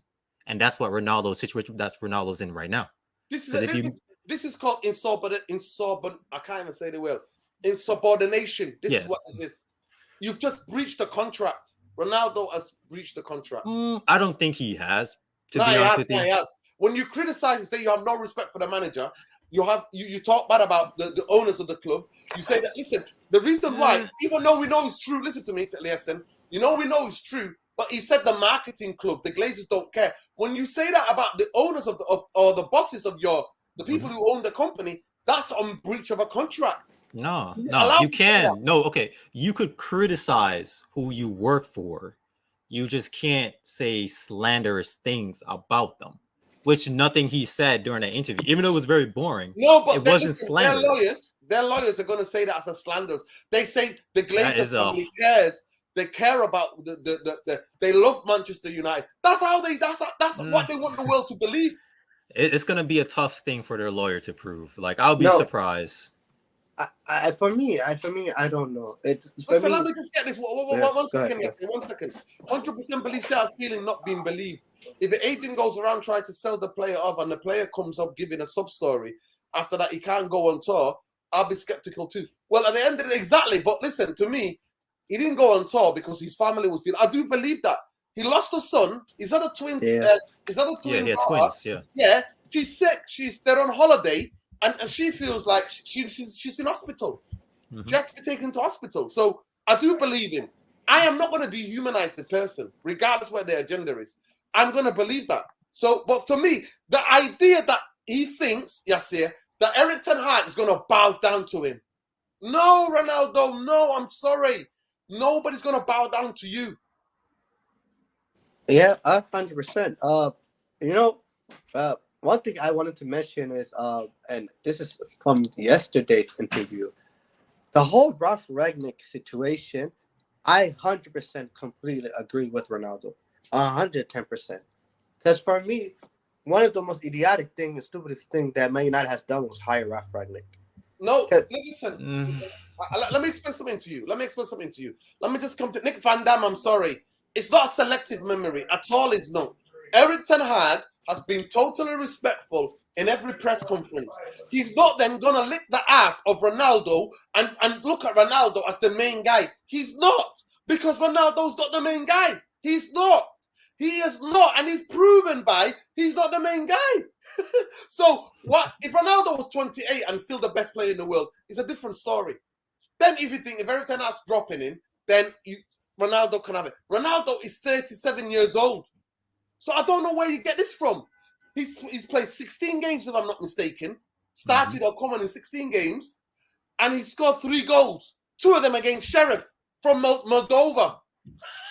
Oh, yeah, all competitions. Okay. Come on, bro. Give it a rest. Listen, what people don't understand about the people. Yasser, do you remember when I came into Johnny's space that time? Yes. I went in the space and I said, whoa, lads, hold on. Because I realized that Man United, right, interviewed 4 people. They interviewed Rudy Garcia, Valverde. Who's the other guy? There was another guy they interviewed. I can't believe I forgot the other guy. So Rudy Garcia, Valverde, and who's the other guy? Was it Lopetegui? Lucien Ferrer, Valverde, and Rudy Garcia, and Erik ten Hag. That's who they interviewed. They interviewed those people. When they interviewed yours, you can tell in 10 years, if they've done their research, Rangnick has not had 10 years experience. In 10 years, he managed 80-something games. So all the other guys are all up-to-date coaches. They hired him because they wanted the whole world to swallow this thing up about this 2-year extension where he was going to look at the whole football structure and come up with a plan and to help the club. They sold us all a lie. I don't know. I think Rangnick was a blessing. People who were defending that decision said, oh, they were panicking. They wrote the season off already. How could you be panicking when you wrote the season off already, having an interim? And then you say no to Luis Ferrer, who's a recent coach, Valverde, who a year and a half ago won the league with Barcelona, and Rudy Garcia, who's a really good coach. I don't know. Valverde's a horrible coach, in my opinion, out of those. No, he won the league with Barcelona. He's a successful manager. He's a very successful manager. I mean, I don't know, debatable. Here's the issue. He's a very successful manager. To win the league and to win cups with was it Real Sociedad? Oh, I think it was Atletico Bilbao. He's won trophies. He's successful yeah. I'm not saying he's okay, unsuccessful on trophies, yes, but I mean, like, as a manager, I don't think he's. I mean, like Nuruddin said, like Ralph Rangnick, I don't care what anyone says. I don't care how anyone says it. He shouldn't be the interim manager. First, Man United fans would never have allowed Man United to hire an interim manager after Ole Gunnar Solskjaer. It would have been a riot. If they would have said, we're hiring an interim manager, there would have been a riot at Old Trafford. Man United fans said no to an interim manager. But like Nuruddin said, we got played. Wait, hold on. Okay, I have a question. So they actually did want to hire Rangnick. Rangnick was the one that said no, he wants to be in the back room because that's what he is. A lot of people keep forgetting that one little fact. No, 100%. They wanted to hire him. He only said the only reason why he said no to Chelsea, because he would have been at Chelsea before Ronaldo, yes. Before Tuchel, and he said no to Chelsea because it was only a couple of months. And everybody, to be fair, the big football people know that he wanted to become a sporting director at Man United. In 2018, me, Saeed, and Aaron met Ralph Rangnick outside Hotel Football. We met him. Outside Hotel Football, and we were like, "What are you doing here?" And at that time, Man United were looking for a director of football. That was before Jose Mourinho got sacked, and we was putting out on the press that Ed Woodward was looking for a director of football. Do you remember that time, guys? Hey, HGPC and S, stop educating Nick Van Dam. He's one deluded brother. He's absolutely one deluded brother. Like, he expects Erik ten Hag to come out and go, Ronaldo is this, Ronaldo is that. No, he's not going to say that. He's gonna try to look at him and cover for him. Even when they said, "Oh, Ronaldo left," he stormed with those other eight players. He stuck up for him and said, "What are you talking about?" It wasn't just Ronaldo; it was all the other players. All the others. Yeah, Martial left. It was Martial. Who was basically any player that was not on the pitch. Yeah, any player that was not on the pitch, they walked with Ronaldo. And this is it. Giorgio B sums it up better. By the way, Giorgio B is a Portuguese brother. if I'm not mistaken, right? He's a Portuguese brother. Ronaldo is his big hero, so he can see it clearly as daylight. He says fanboys needs to face some hard truth. If Ronaldo was getting playing time, we'd have no interview. Mhm. There would be no stories about meaning and heart or his. Well, to be fair, I think it might be about He his would, baby. yeah, I he think would do that- with Buzz Baby, yes. I think that be there. I disagree with you. I think about his baby. Yeah, I think we would hear that his baby was ill. I think whether it was not enough. Listen, I don't mind Ronaldo missing that, and I said it in the space. To me, when somebody says they've got family problems, I believe you. I've got my humanity. I'm going to believe you. And also, this might be wrong because from Ronaldo's point of view, it seems like Richard Arnold and didn't believe him. They didn't believe him. But I can understand why they didn't believe him because they wanted him to go on the tour. And it's all about the Glazers. If it was some of the owners, maybe I would not have believed it. But I believe it because of the owners that we have. The only thing they care about is money. That's all they care about. Nordin, I have a proposition for you. How about this scenario? So the interview is done, it's over with. We're going to the World Cup. The ball is in Man United's court. What do you think Man United does? What do you think that? No, what do you think? No, not Man United. Let me put the club. I need to disassociate the club from the owners.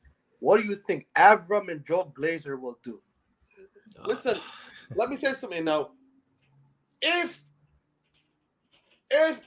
Ronaldo is back in Carrington, back in the squad, Erik Ten Hag needs to walk away. No, I'm not gonna lie to you. That's the scenario I see. Me Except too.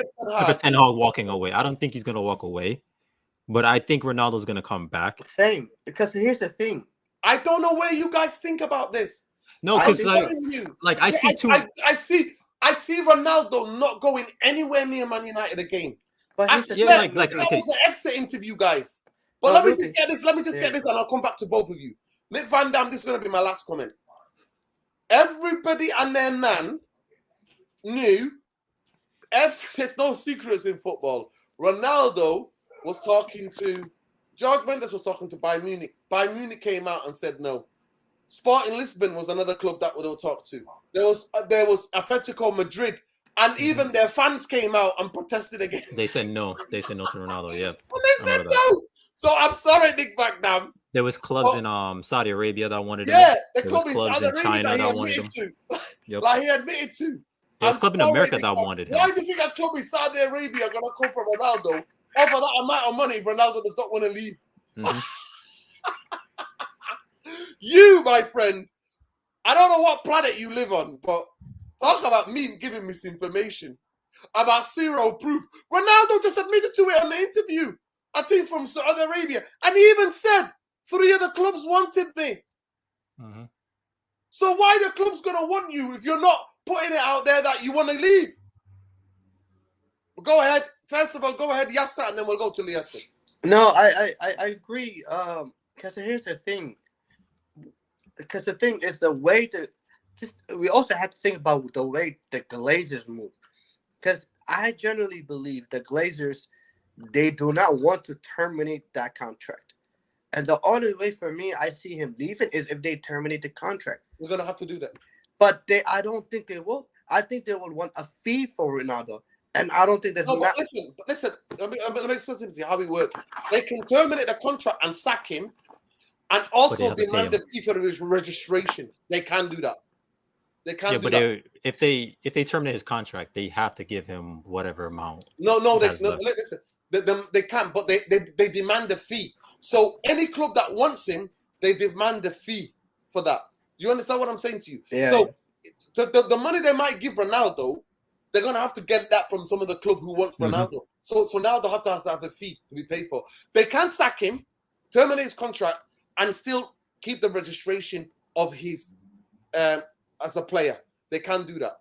I looked that up, people. No, but I don't think. And here's the thing. I don't think clubs want to.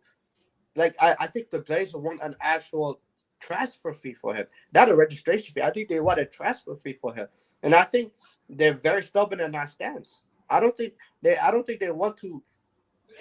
That's my general opinion. I don't think even with this whole interview, they're probably still figure out find out, hey, does this damage us? How can we, and Neil Ashton, how do we kind of propaganda and how do we send positivity? They've already put it out. So, Listen, Yasser, they've already said they're looking into how they can cancel his contract and sack him, basically.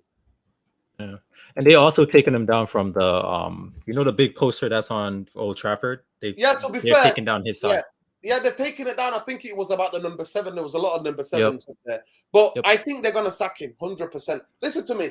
This is not going to be the first player Man United have sacked for breach of contract. They got rid of Roy David Beckham. Yeah, they sacked. They actually got a transfer fee for Beckham. That was to Real Madrid. They got 25 million. But they sacked George Best. They sacked George Best. Yeah. Yeah. So to me, let me say something to you now. Mark my words. Hold me to this.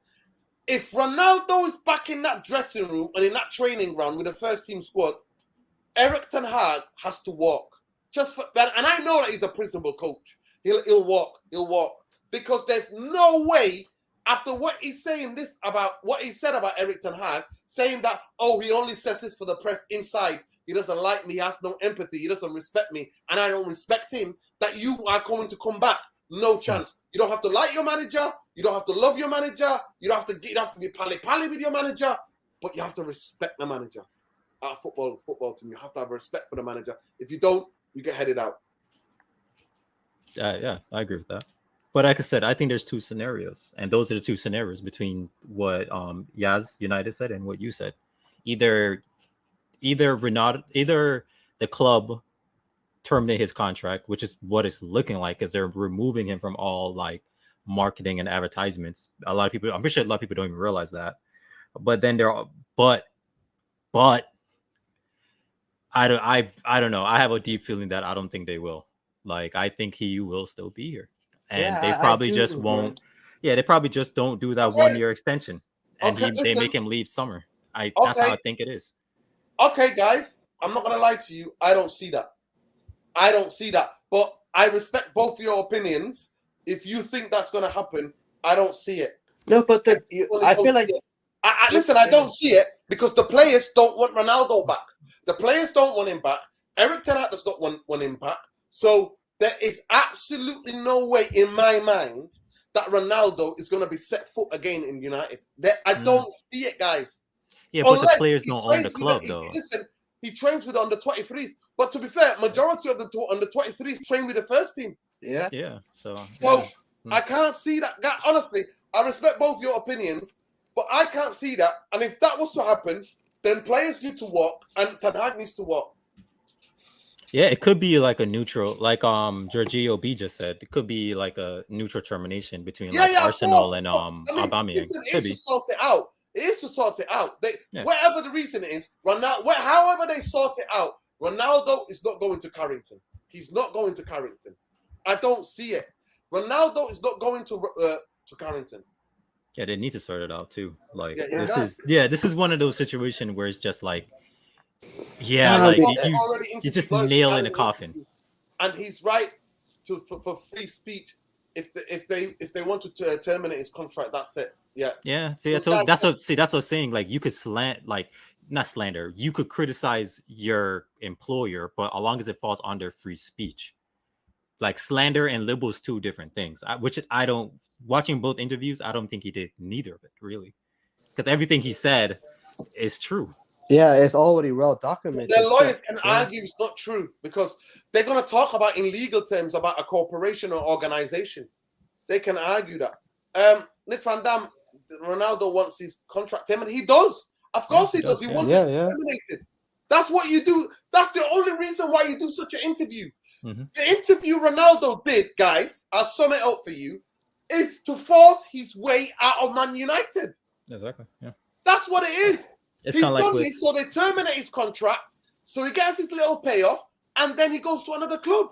It's kind of like with Aubameyang and Arsenal. They did that. Mesut Ozil and Arsenal. Well, Arsenal has a lot of this, but like a lot of players would do stuff like this. Ronaldo was just Ronaldo's just the one that did it during an interview. Other players would just do a strike or do something stupid. to get But out. then, one thing I don't understand is, like, sometimes I feel like our club is very idiotic. Did they not foresee this happening when he wanted to move in the summer? No, Like, they come didn't. on, No. guys. They care Like- about the money though, but Yassir, come on, they care about money and selling Ronaldo shirts. And they knew the tour was coming up. So they thought, ooh, he's gonna be out there, we're gonna sell more shirts, get more commercial deals in that part of the world and in Australia. We're gonna get more. Of course, Ronaldo's put us back on the map. Ronaldo made us relevant. Mhm. It's the But truth. no, Because of but his no, if social that's media following and everything. if, Ronaldo made yeah. Manchester United in that terms, that would club that were down in the dumps, relevant again. And all the newspapers, all of the press wanted to cover Ronaldo. And I'm grateful for Ronaldo scoring 6 goals in the Champions League, so we didn't drop into the Europa League. I'm grateful. I will forever be grateful. I was there that night against Atlanta. The game against Villarreal. Both of those games at Old Trafford. They were like scintillating nights for me because those games we would have got beat. And Ronaldo was the savior. Ronaldo was the savior in both of those games. Come out the winners from nowhere. And at the end of the day, that means that Man United didn't get demoted to the Europa League. And to me, for him sparing me that, I'm forever grateful. Quick No, question I- for both I- of you guys. Yeah, especially for the Ronaldo fanboys that's in the chat. Do you guys understand? Apparently, Like, let me if tell you- Ronaldo, Listen, let me get this here. So let me just answer this. Apparently, he had a stomach ache, stomach problems, stomach bug, and he wasn't available. But go ahead, Elias. Yeah, it wasn't. yeah, I was gonna say, do you guys understand that based off what's going on right now, if Ronaldo started for Manchester United all the times that he wanted to, United would have lost almost all the games that Yeah, they but played they up don't until care. then Ronaldo now. fanboys, they don't care about that. You guys would be worse than Wolves. Wolves would have more points than you. Yeah. Just so you know, you'd have been in relegation. But then you know what? To be fair, I can stand the argument. There'll be somebody else that would have scored the goals, like Cavani or maybe Martial if he wasn't injured. You know what I mean? No, Somebody but would we don't scored the have. goals. Listen, the I'm saying team- if he had started. Listen, one thing I would say: Ronaldo might have scored the goals, but Ronaldo did well, and Manchester United had the worst season in the history of the Premier League. Yes. Hundred I percent. believe somebody else would have scored the goals. I believe that. Because They I had the always worst don't start. believe that one player can do that. But I was glad that he was there and actually to do it physically, to do it. But Nordin, here's the I'm thing. not talking about last season. I'm talking about this season. This season. Because if Ronaldo had started all the games that he was on the bench or he just didn't play, barring injury or illness that he says, I think United would have been in a relegation battle right now. Because he's just, one, he's not on form. Two, he doesn't press. That's the biggest thing. He doesn't press. If Ronaldo starts, Manchester United, like any smart manager would just be like, press the crap out of United. That's all you need to do. If he starts, because he doesn't lead the press. He does, like Ronaldo, like his IQ to move into the channels is no longer there. Or it's there, but it's really slow. Ronaldo, like the team is on 5G and Ronaldo is still on 2G. But That's that's the the best thing. example of People it. don't understand. It's like, see, we're United fans. We watch every single game that Man United play. And he watches United though, but Yeah. Me personally, we watch every game practically, whether it be cup games or whatever. And the thing is, like even last season, if you put it into context, yes, he scored I think 18 league goals, but he went to a lot of games with a dry spell. Like he had a dry spell, where he wasn't scoring goals. Like I believe we haven't beat Watford. We drew with them and then they beat us. He didn't score in either game. There's games where he didn't score. Like I think Newcastle where it was like a draw 1-1. I think he ended up scoring that. But there was games where Ronaldo did not score, and there was like 4 or 5 games in a row where he didn't score. There was Nottingham Forest in the cup where we ended up losing, where we could have scored. He couldn't score a goal. Like as much as like I understand he scored 18 goals, but a lot of those 18 goals came in patches. Three a hat trick against Tottenham, 2 against Arsenal. I think he scored 2 against Brighton. Like it came in bunches. It didn't come in like where he ended up scoring like 7 games in a row, stuff like that. That didn't happen. Guys, listen, big up to every one of you. Love and light, respect. I think to me, in my head, my tweet is there. That guy, Red Devil, you can see there. I put it out. Soon as we were actually live here, and we got told that Ronaldo's got an interview with Piers Morgan on the Sunday, a match reaction after the Fulham game. And I put it straight away on Twitter. Exit interview. Ronaldo is doing this interview to basically force the move because he knew he'll be away from the team for about 5 to 6 weeks, 4 to 5 weeks, 4 or 5, depends how early in Portugal get knocked out or if they go deeper into the tournament. So Ronaldo knows exactly what he's doing. This was the exit interview. That is what it is, people. But smash a like on the video, subscribe to the channel if you're not subscribed, and I'll leave you with this most important point. They only cared about this is Glazers. They only cared about the commercial side of Ronaldo, not the footballing side. Remember, the Glazers caused this. Of course they did. This was all engineered by the Glazers. So I just want to say one last thing, Norden, before we go. Like Gigi Buffon, one of the best legendary goalkeeper out there. He said, world his 100% agree with you. He said when he knew it was time for him to retire, when he played one of his opponent's son. So Ronaldo, he needs to just take a step back from himself and actually look what is going on. Like this season should be this. You cut out for a bit. Say that bit again. Gigi Buffon what? Oh, Gigi Buffon. He basically said he knew his time to retirement was when he played against one of his friend's son, like one of his players' friend's son, and it was I think it was Chiesa. Okay. Don't quote me on that. And what I'm saying is, and what I'm saying is, Ronaldo needs to understand, like he needs to take a step back and actually see reality for what it is. This season is not the season. Like seeing this season is so heart aching for me because I'm like, I like Ronaldo. Like I said, I like Ronaldo. Yeah, he's an amazing. His work rate. Like the reason why he's up there with Messi is because Ronaldo is like, Messi is talent. People don't understand this. Messi is pure talent, while Ronaldo is pure work rate. And that is what I always connected with Ronaldo with, his pure work rate. And now to see him do this, it's killing his legacy for a lot of people that liked him based off of that work rate. A lot of people, like a lot of footballers, they have a nasty side to them.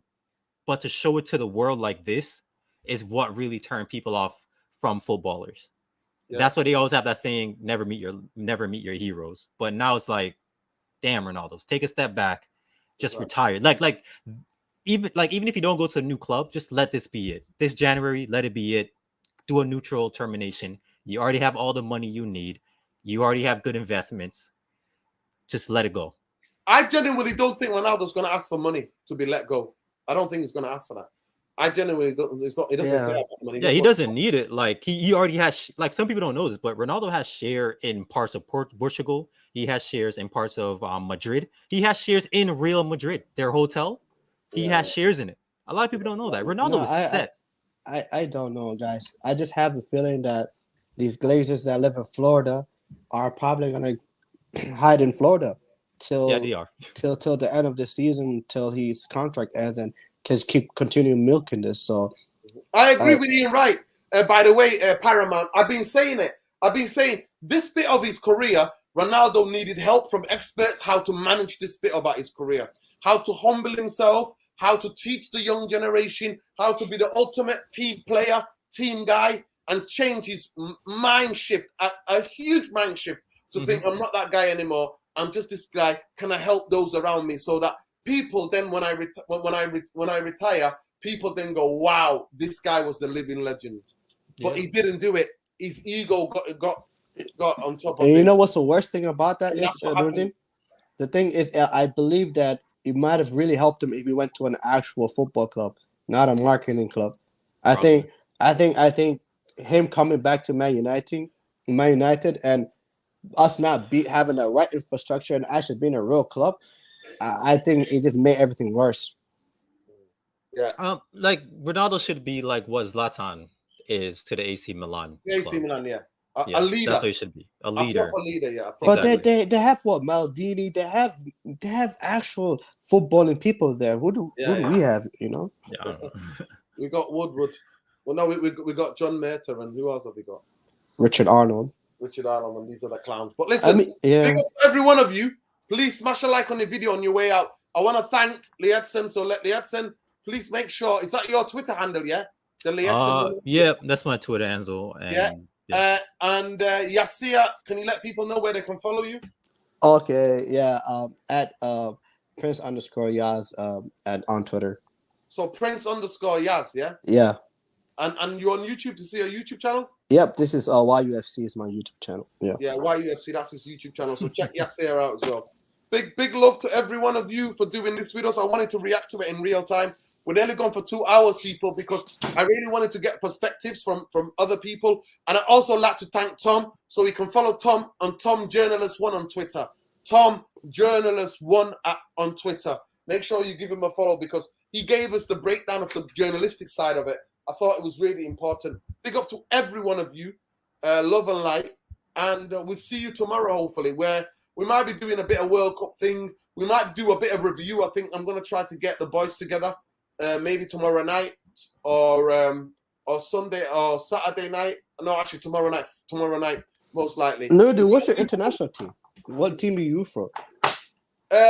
Anybody African to win the World Cup. I want an African team to do well.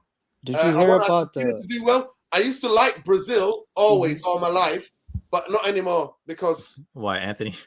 No, not because of Anthony. Because of the way they supported a fascist dictator in Brazil. Oh, that's the thing. Get away from politics, man. Like Neymar and that. I can't stand Neymar. I rate him as a footballer, but as a personality, I don't rate him at all. I do not rate him. He doesn't pay his taxes in Brazil. Did you hear the sad news that Sadio Mane is done for the World Cup? That broke my heart. That really broke my heart. Well, he had a good surgery. That's another good news. But he's out. Yeah. Yeah, big up Logan. He says, watch Shea Lacey for a couple of weeks and come back and give me up. Oh, well, I promise you, I'll do a bit of that. Thanks for the shouting that out, Logan. Like the video, guys. Win, lose, draw. There we go. You said it, bro. Logan, win, lose, draw. Glazers out, bankers out. Yes. As an African, somebody who's of the African continent, my heritage is. Obviously, I want England to do well. I always want England to do well. But I don't believe in Ole Gunnar Southgate. I don't believe his tactics. England have the most incredible young, talented squad they've had. They've got more balance than other than the defense. England have got good midfield players. They've got good attacking options, but we're not going to get any of that football. We're not going to get that. They've got amazing fullbacks, even though Trent is there now and Luke Shaw. They've got attacking fullbacks. Whatever you want to play, to me, Maguire will be nowhere near the team. He's a liability, even though he does perform well for England. I'd say this for objectivity. So I think Argentina, maybe Messi to win it, or even if Ronaldo won it as well. I'd be happy for Ronaldo because he's given us 16 years of incredible football, scoring incredible goals. So if Ronaldo was to do it, I'd be so happy for them. If England did it, I'd be over the moon. If, you know what I mean, Argentina did it, I'd be over the moon. If an African team did it, I'd be over the moon. But yeah. Yeah, I want you guys to get knocked out. No, I'm not gonna lie. But I do want you guys to beat United States. Please do that for me. No, don't do that. Don't do that. Sorry, Lately Aston. Who are you supporting? In the World Cup. I don't know. I have to choose a team now. Basically, the teams that I follow on the international level is always like Senegal. Yeah. Like I follow Wales, I follow Argentina, Mexico. Yeah. Listen, like you know what I mean. I follow football nations. That's yes, sir. Who do you follow? Who do you want to win? I mean, same. I always want an African nation to do well, but hearing the Sadio Mane news just broke my heart, man. Because Senegal was a team I thought was gonna have the best chance of doing decently in this tournament out of all the African nations. But for me, I like this United States team, guys. So are you based in the United States as well? Yeah, USA, man. No, you're gonna get knocked out. I used to not like USA a lot. I used to actually root a lot for Mexico. Want them to win. Listen, I only want them not to win one game. I want Iran to beat them. Big up Iran. I want Iran to win that game. Oh, the political side. Because that's more than about football. I want Iran to beat them. That's the same. Yeah. I want Iran to win that game. But if England won, I'd be so happy for England, because so many like England fans would be so happy. The country would be amazing. If England was to get deeper into this tournament, I think it'll give the whole nation in the UK a massive lift, because politically we've been going through really dark times, man, horrible times. You know, I think it will bring the people together, and that's what the country needs. So I want England to do well. I want any African teams to do well. If Argentina or Portugal was to win it, it'd be incredible for Ronaldo. I don't know. I think Ghana might go a lot further than you guys think. I Ghana? think, listen, I'm going to say this. This is the least talented squad of Ghanaian players I've ever 100%. Yes, but they're very tight, and that's one. And you kind of need that, like a little bit of that. No, 100%. I think it's going to be interesting to see. I think the most pragmatic teams who are defensive, like England, because Argentina, a lot of people's favorite. Argentina, because of their record, they don't concede many goals and they win so many games. They just need one goal to win games. But listen, guys, win, lose, draw, Glazers out, bankers out. More Ronaldo saga is because of the bankers and the Glazers. 100%. And the infrastructure, what he was talking about, he's talking about the Glazers. Do not get it twisted. He's not talking about Myrtle. He's not talking about, he's talking about the Glazers. And to me, it's a historic interview. No contracting Manchester United player has ever come out and slated the owners like this. Nobody. And his thing about Erik ten Hag was that Erik ten Hag did not bow down to Ronaldo. And that to me is laughable. Ronaldo just exposed himself for being egotistical. But take care. Peace. Peace. Later. Yeah, we'll do some World Cup show. But we're going to do a review hopefully tomorrow night. I'm going to try to get Mundo. I'm going to try to get Irfan. I'm going to try to get Bumbaye, Tom. We're going to do hopefully a review of the season so far. We're going to do it. We're going to look at 20-something games we've played. We're going to think what Man United, how we think is gone. But take care, people. Noordin, before you leave, a positive tomorrow. Hopefully, you guys are very positive tomorrow, because from my perspective, it's been a lot better than I expected. So, yeah. Yeah, no, of course. Of course. Yeah. It's been really positive. On the whole, it's been really positive. Take care, people. Lietsen, thank you so much. Follow Lietsen. Yes United. That's his YouTube channel. And then also check out the Lietsen 100. Yep. And all right, peace. Journalist one as well. Take care, people. Big up, love and light. Big up to every one of you. Love and light. Thank you for doing this with us. Take care. By the way, everybody in the comments, please let me know what you think about the Ronaldo situation. Those of you who watch the videos late, let me know what you think about the Ronaldo situation. Take care.